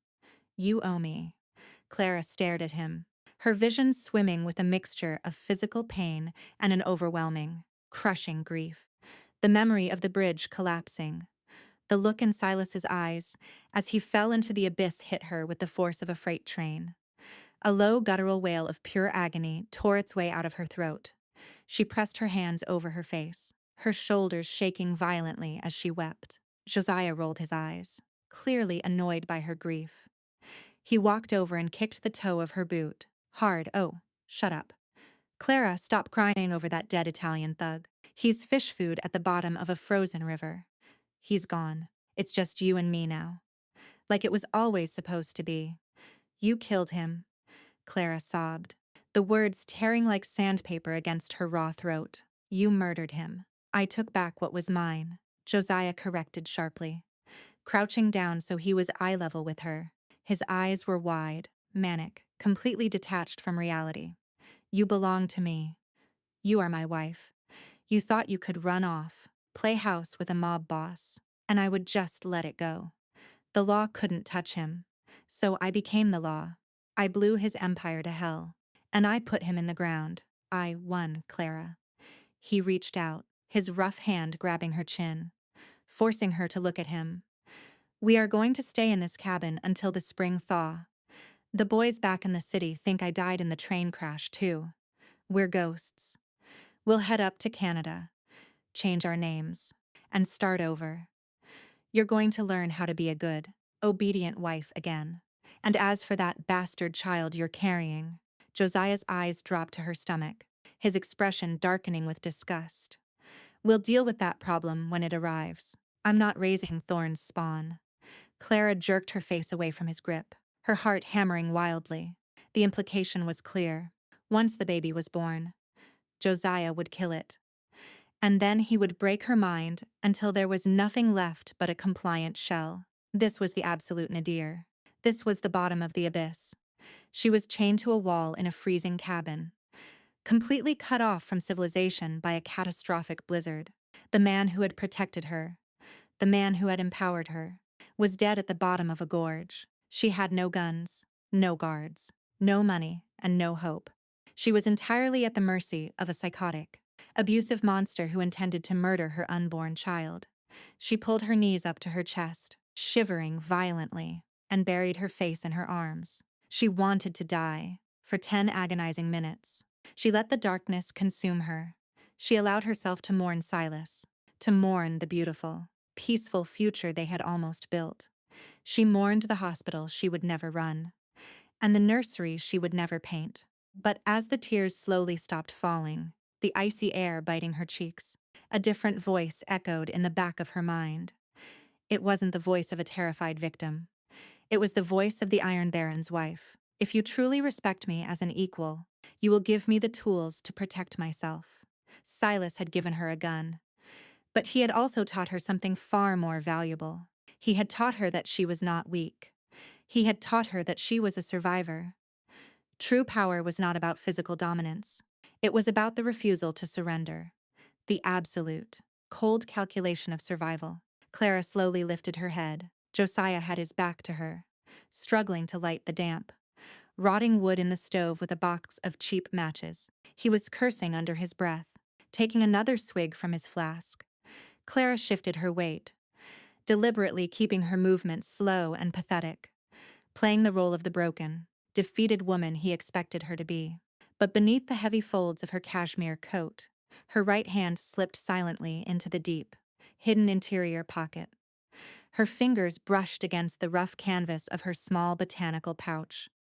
She had packed it instinctively before leaving the estate, a habit born from years of being a healer. It was filled with small vials of concentrated tinctures, bandages, and dried roots. It was not a weapon. It was a medical kit. But Clara knew exactly how quickly a medicine could become a poison if the dosage was altered. Her fingers moved blindly inside the pouch, tracing the shape of the small glass vials. She bypassed the willow bark and the chamomile. Her fingers finally closed around a tiny, ribbed vial. It contained an highly concentrated extract of Aconitum napellus wolfsbane. In minute, heavily diluted doses. Clara used it as a potent analgesic and fever reducer for severe trauma cases, but in its pure, concentrated form. It was a catastrophic neurotoxin. It would not kill instantly, but it would paralyze the central nervous system, locking the muscles and inducing a terrifying, conscious paralysis. Clara pulled her hand out of her pocket, keeping the tiny vial concealed within the cup of her palm. She looked at Josiah, her face an unreadable mask of cold, calculating determination. She was freezing, chained, and battered, but she was not helpless. She was a healer, and she was about to perform the most critical surgery of her life. She did not need a gun. She did not need Silas to save her. She had the earth, she had her intellect, and she had the fierce, uncompromising wrath of a mother backed into a corner. Josiah, Clara said, her voice weak, purposely trembling to stroke his ego. Josiah, please. I'm so cold, the baby. The baby isn't moving. Please, make a fire. Josiah glanced over his shoulder, a sickeningly smug look on his face. He enjoyed her begging. He thrived on her perceived helplessness. Patience, Clara. He grunted, finally getting a small spark to catch on the damp kindling. I'll make some coffee. And then we are going to have a long talk about the rules of your new life. Clara watched him turn toward the small, rusted tin pot on the counter. She gripped the vial in her hand so tightly her knuckles turned white. Let him talk. Clara thought, the ghost of Silas Thorne's ruthless pragmatism settling over her soul like a suit of armor. Let him think he won. Because when he drank that coffee, he was going to learn the hardest lesson of his pathetic life. The Iron Baron may have been the one holding the guns, but Clara was the one who knew exactly how to stop a beating heart. The interior of the cabin was a masterclass in desolation, smelling of damp rot and the metallic tang of Josiah's rusted flask. Outside, the blizzard howled with a deafening, predatory ferocity, effectively burying the small wooden structure in a tomb of white ice. Clara remained huddled against the freezing timber wall, her left ankle still chained to the heavy iron ring. She kept her head bowed, her shoulders trembling in a rhythmic, pathetic cadence that she intentionally exaggerated. She was playing a role she had spent 5 years perfecting, the broken, terrified wife. But beneath the heavy folds of her cashmere coat, her fingers were wrapped tightly around the small glass vial of concentrated wolfsbane, her mind operating with the cold, absolute precision of a surgeon preparing for an amputation. She watched Josiah through the curtain of her tangled hair. He was humming a discordant tune, thoroughly enjoying his perceived victory as he poured boiling water from a blackened kettle into 2 dented tin cups. He added a splash of cheap whiskey to both, completely ignoring the fact that Clara was heavily pregnant. To him, the child was already a ghost, a problem to be violently erased once they reached the Canadian border. Nothing like a hot cup of coffee to warm the blood. Right, Clara, Josiah drawled, turning around to face her. He walked across the uneven floorboards, his heavy boots echoing in the small space, and crouched down just beyond the reach of her iron chain. He slid one of the tin cups across the dusty floor toward her. Drink up. You're going to need your strength. We have a long trek ahead of us once the pass clears, and I expect you to keep up. I am done carrying you. Clara stared at the steaming cup. Her hands were shaking, not from fear, but from the adrenaline flooding her system. She reached out with trembling fingers and pulled the cup closer, wrapping her freezing hands around the warm metal. She did not drink. She looked up at Josiah, letting her eyes widen in a manufactured display of absolute desperation. Josiah, Clara whispered, her voice cracking perfectly. It's bitter. You know I can't drink it black. Please, just a little sugar. If I am going to be your wife again, if we are going to start over, please don't make me drink it like this. I feel so sick. Josiah sighed, a harsh, irritated sound, but his chest puffed out slightly at her submissive tone. The phrase "your wife again" was the exact narcotic his toxic ego craved. He believed he had successfully broken her spirit, that the death of Silas Thorne had shattered her final line of defense. With a condescending roll of his dark eyes, he stood up, leaving his own tin cup resting on the small wooden table next to his loaded shotgun. You always were a fragile, demanding little thing, Josiah muttered, turning his back on her to rummage through the dilapidated cupboards for a sugar tin. I spoil you, Clara, I really do. Any other man would have left you to freeze on that mountain for what you did to me. The moment his back was fully turned, Clara moved. The feigned weakness vanished, replaced by a terrifying, fluid speed. She lunged forward to the absolute limit of her iron chain, her hand darting over the wooden table. With her thumb, she popped the tiny cork off the ribbed vial. She did not pour a drop. She poured the entire, highly concentrated contents of the wolfsbane extract directly into Josiah's steaming coffee. The dark liquid dissolved instantly, entirely masked by the harsh smell of the cheap whiskey and burnt beans. Clara snapped her arm back, scrambling against the wall and hiding the empty glass vial deep in her coat pocket just a fraction of a second before Josiah turned around. He held a small, crumpled paper sack of sugar, looking thoroughly annoyed. This is all there is, he grunted, walking over and carelessly dumping a spoonful of crystallized sugar into her cup. Now drink it and stop whining. I have to figure out how we're getting down this mountain without the Baron's men spotting our tracks. Josiah walked back to the table. He picked up his own tin cup, leaning against the wooden counter, and took a massive, greedy gulp of the laced coffee. Clara watched him. Her heart hammered against her ribs like a trapped bird, but her face remained entirely blank. She brought her own cup to her lips, pretending to take a small sip. But she let the hot liquid merely touch her bottom lip. She waited. Aconitum napellus was not a slow poison in its pure form, especially when introduced via a hot liquid that accelerated absorption into the bloodstream. It was a botanical assassin. Josiah set the cup down, wiping his mouth with the back of his hand. He looked at Clara, a cruel smirk playing on his lips. You know, I almost pity Thorne. He really thought he could buy you. He thought all that money and those tailored suits made him a god. But he was just a street thug playing dress-up. And in the end, gravity didn't care how much money he had in the bank.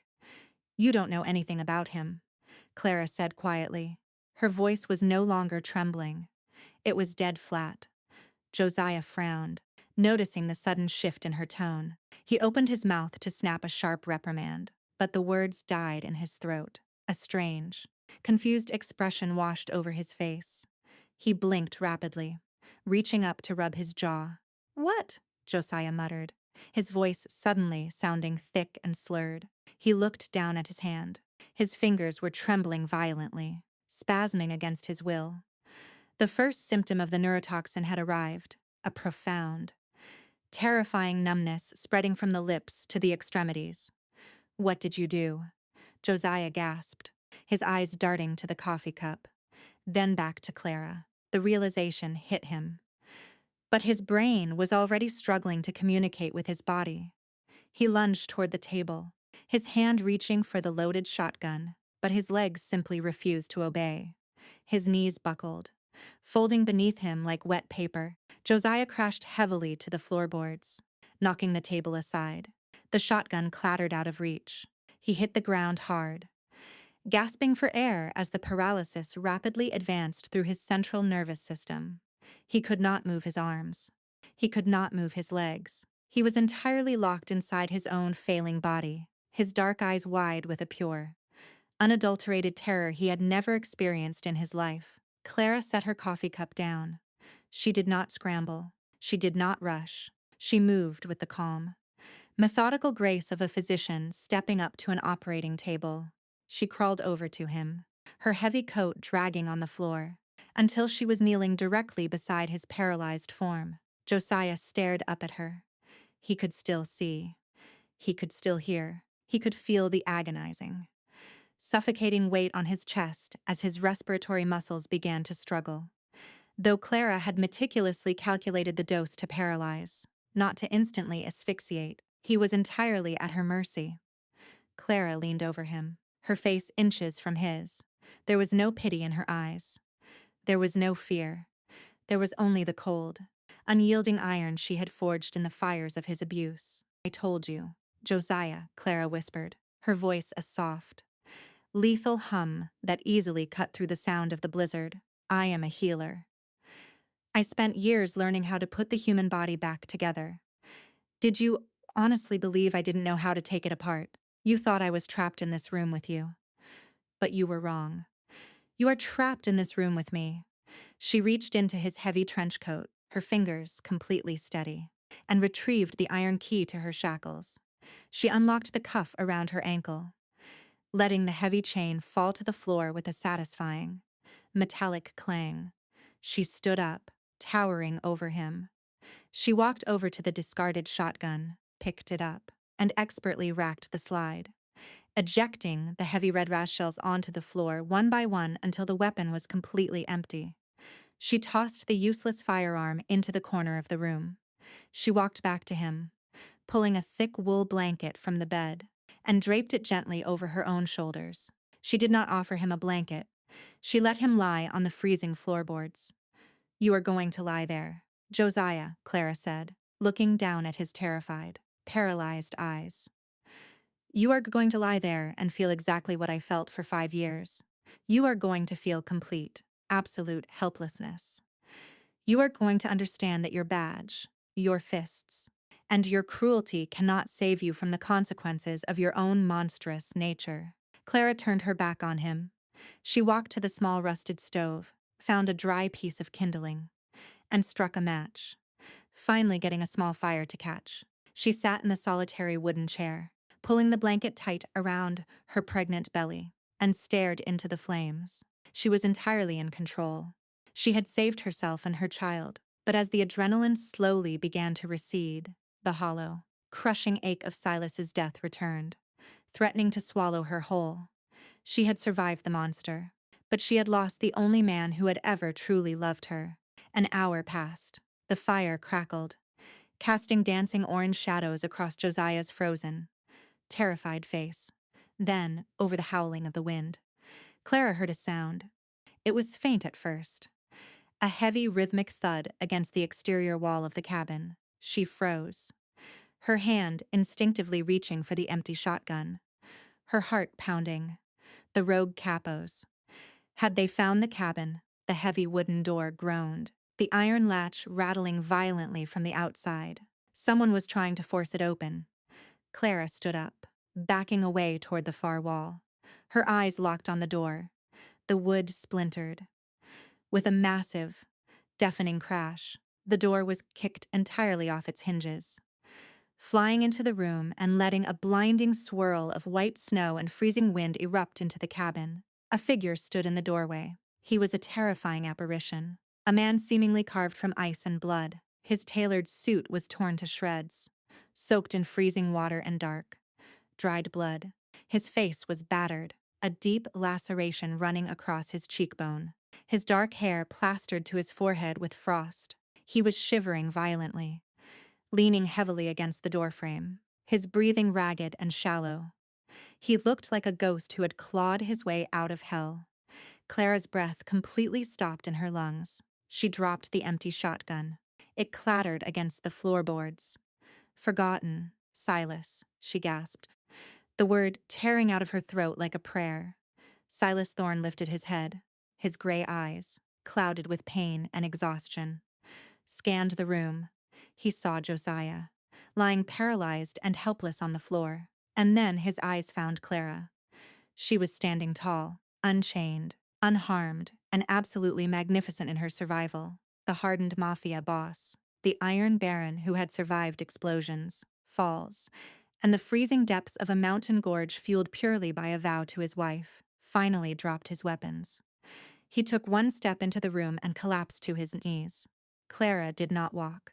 She threw herself across the room, dropping to her knees on the filthy floorboards and crashing into his chest. She wrapped her arms around his freezing, battered body, burying her face in his neck, sobbing with a fierce, untamed joy that she had never known was possible. Silas's heavy, shaking arms immediately wrapped around her, crushing her to him with the last ounce of his colossal strength. He buried his face in her hair, inhaling the scent of her, his tears mixing with the melting frost on his face. "I'm here," Silas chanted, his voice a broken, raspy whisper, kissing the top of her head over and over again. "I'm here, my love. I told you I would come back to you. I swore it." "How?" Clara cried, pulling back just enough to frame his bruised, freezing face with her warm hands. "I saw you fall. I saw the train go down. I jumped right before the car hit the ice." Silas breathed, leaning his forehead against hers, drawing warmth from her skin. "I hit the snowbank. It broke 3 of my ribs, and the river nearly froze my heart. But I couldn't die, Clara. I couldn't leave you in this world with him. I tracked his footprints through the blizzard. I crawled when I couldn't walk. I am never leaving you again." He looked past her shoulder, his gray eyes suddenly locking onto Josiah's paralyzed form on the floor. The profound, tender love in his eyes instantly vanished, replaced by an apocalyptic, terrifying darkness. Silas gently pushed Clara aside. He forced himself to his feet, groaning as his broken ribs ground together, and walked over to the corrupt detective. Silas looked down at Josiah. He saw the terror in the man's eyes, the inability to move or speak. Silas slowly reached into his ruined shoulder holster and drew a heavy, silver Colt 1911. He racked the slide with one hand. A sharp, metallic sound that echoed like a death knell in the quiet cabin. He pointed the barrel directly at the center of Josiah's forehead. "You touched my wife," Silas said, his voice entirely devoid of emotion, a cold, mechanical promise of execution.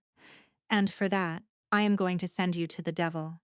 Silas's finger tightened on the trigger. "No, Silas. Stop." The voice was quiet, but it carried an absolute, undeniable authority.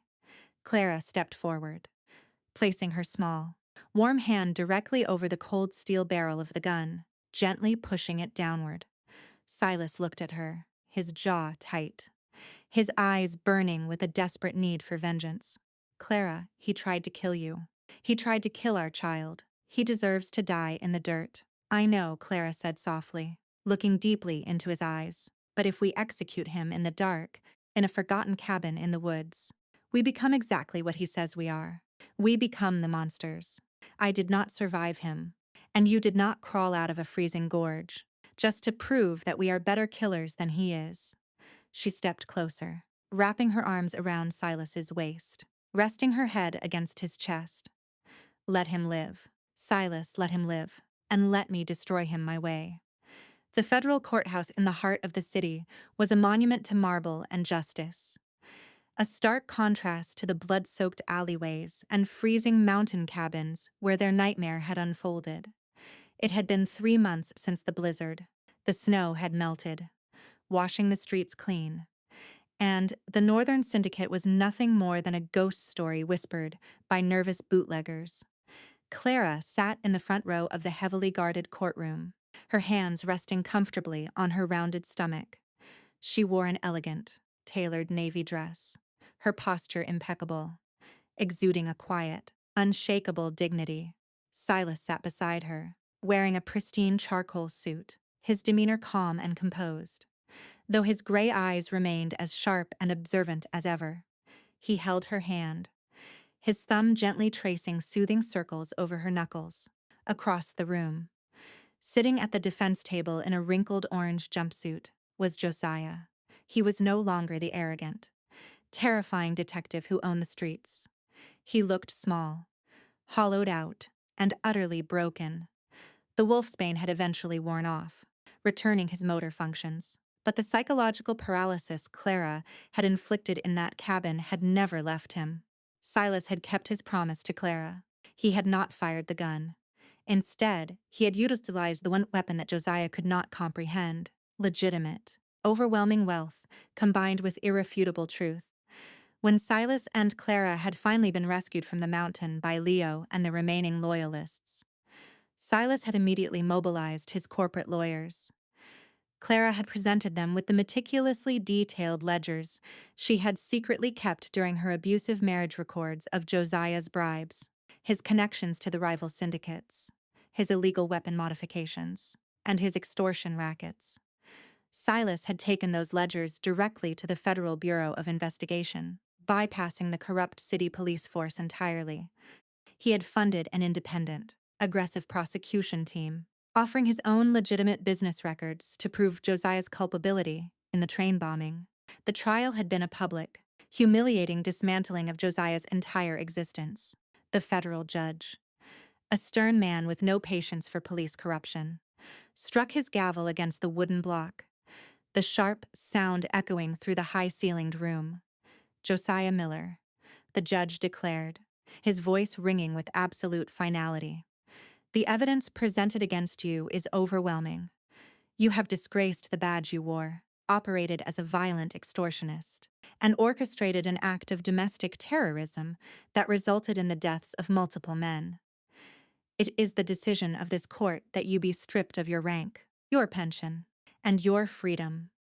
You are hereby sentenced to consecutive life sentences in the federal penitentiary at Leavenworth, without the possibility of parole." Josiah did not scream.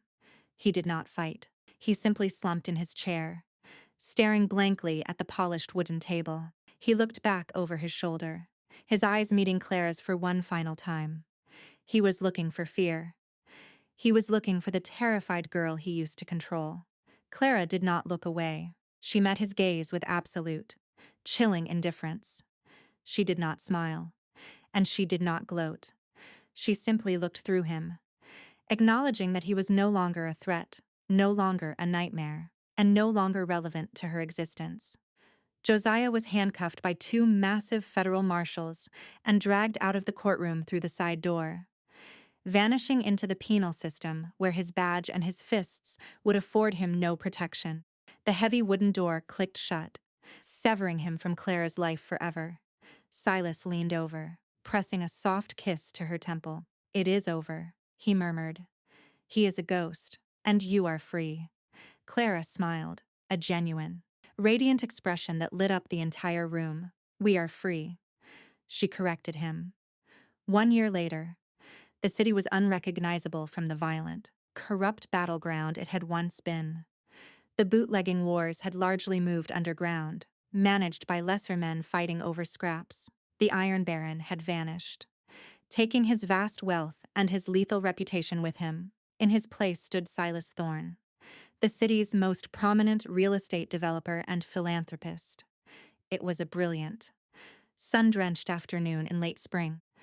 The air was fragrant with the smell of blooming cherry blossoms and fresh, clean rain. Clara stood in the center of a massive, immaculately landscaped courtyard. Behind her rose the magnificent facade of the Thorne Medical Center, the largest, most advanced free hospital on the eastern seaboard. It was a sprawling complex of white stone and massive glass windows, designed to flood the patient wards with healing natural light. Clara wore a crisp white medical coat over her dress, a stethoscope draped familiarly around her neck.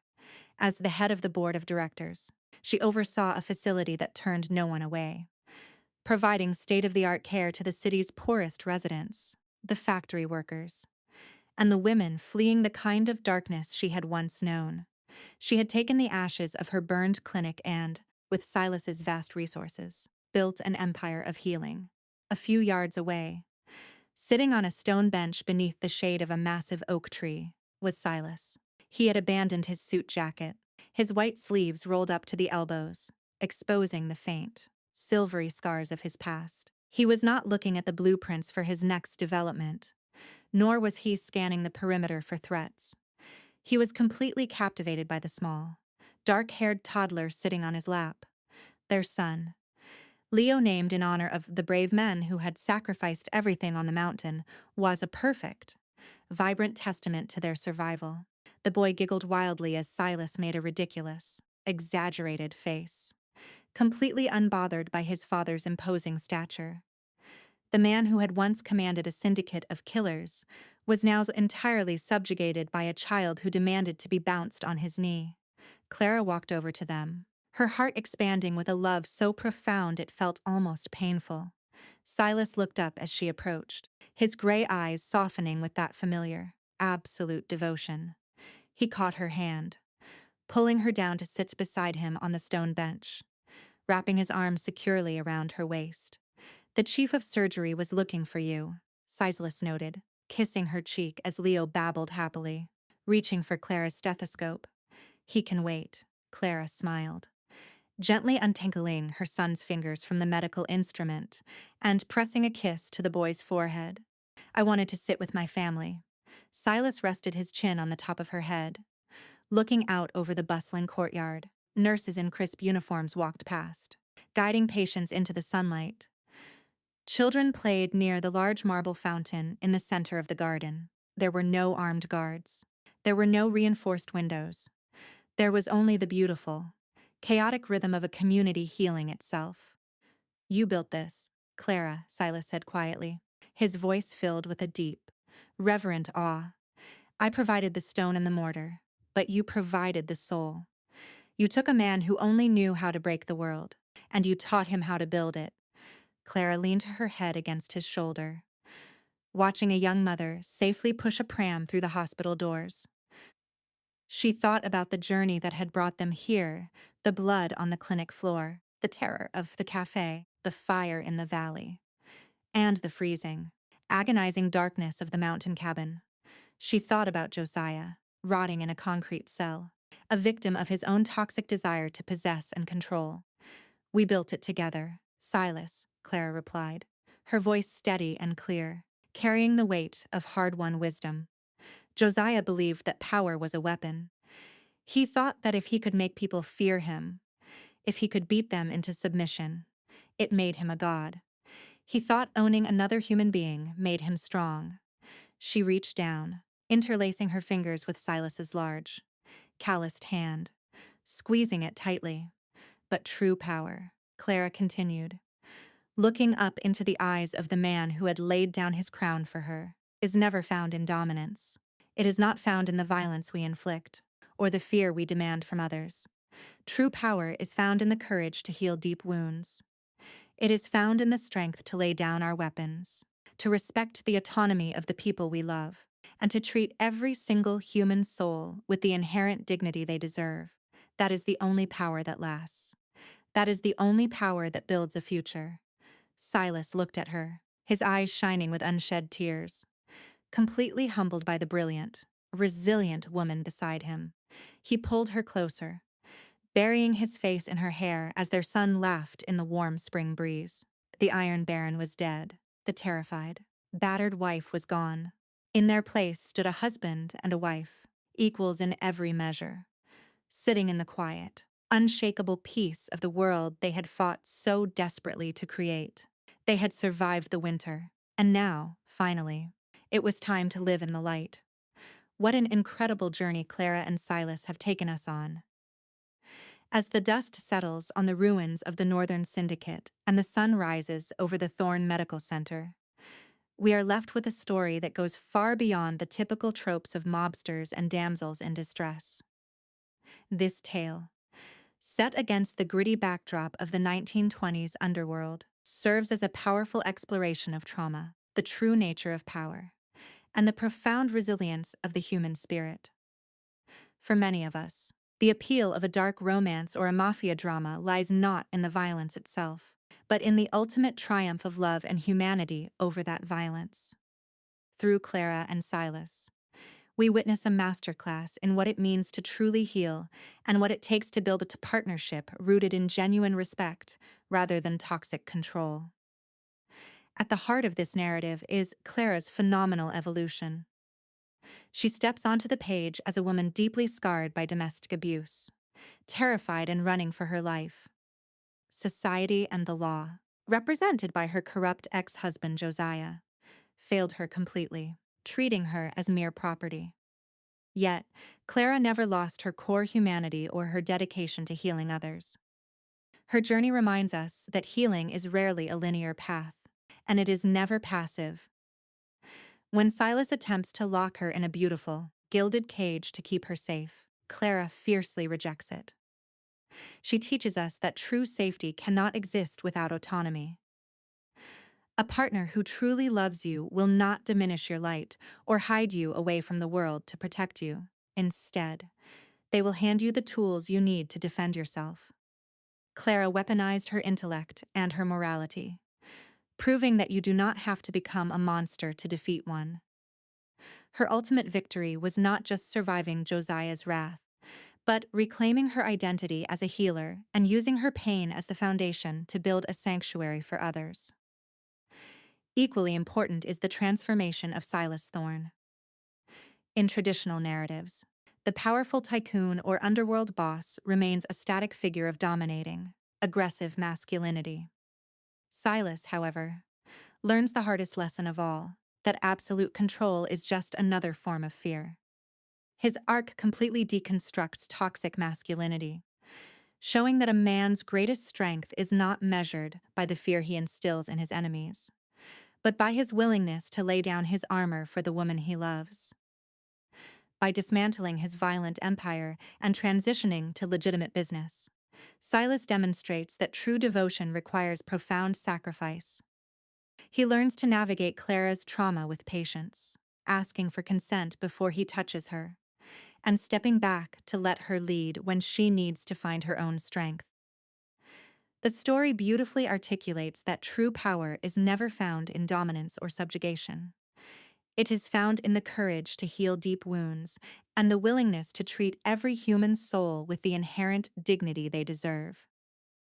Finally, the climax of our stories leaves us with a deeply resonant message about justice versus vengeance. When Clara stops Silas from pulling the trigger in that freezing cabin, she makes a monumental choice. She chooses to break the cycle of violence. By destroying Josiah through the legal system and exposing his corruption, she strips him of the very institutional power he used to abuse her, ensuring his defeat is absolute and systemic. It is a triumphant declaration that we can overcome the darkest evils without letting them consume our own souls. Clara and Silas walked through the fire, but they did not let it burn away their humanity. Instead, they used the ashes to build a legacy of healing, mutual respect, and unconditional love. This content was manually researched, developed, and edited by our team to bring you meaningful insights and valuable life lessons.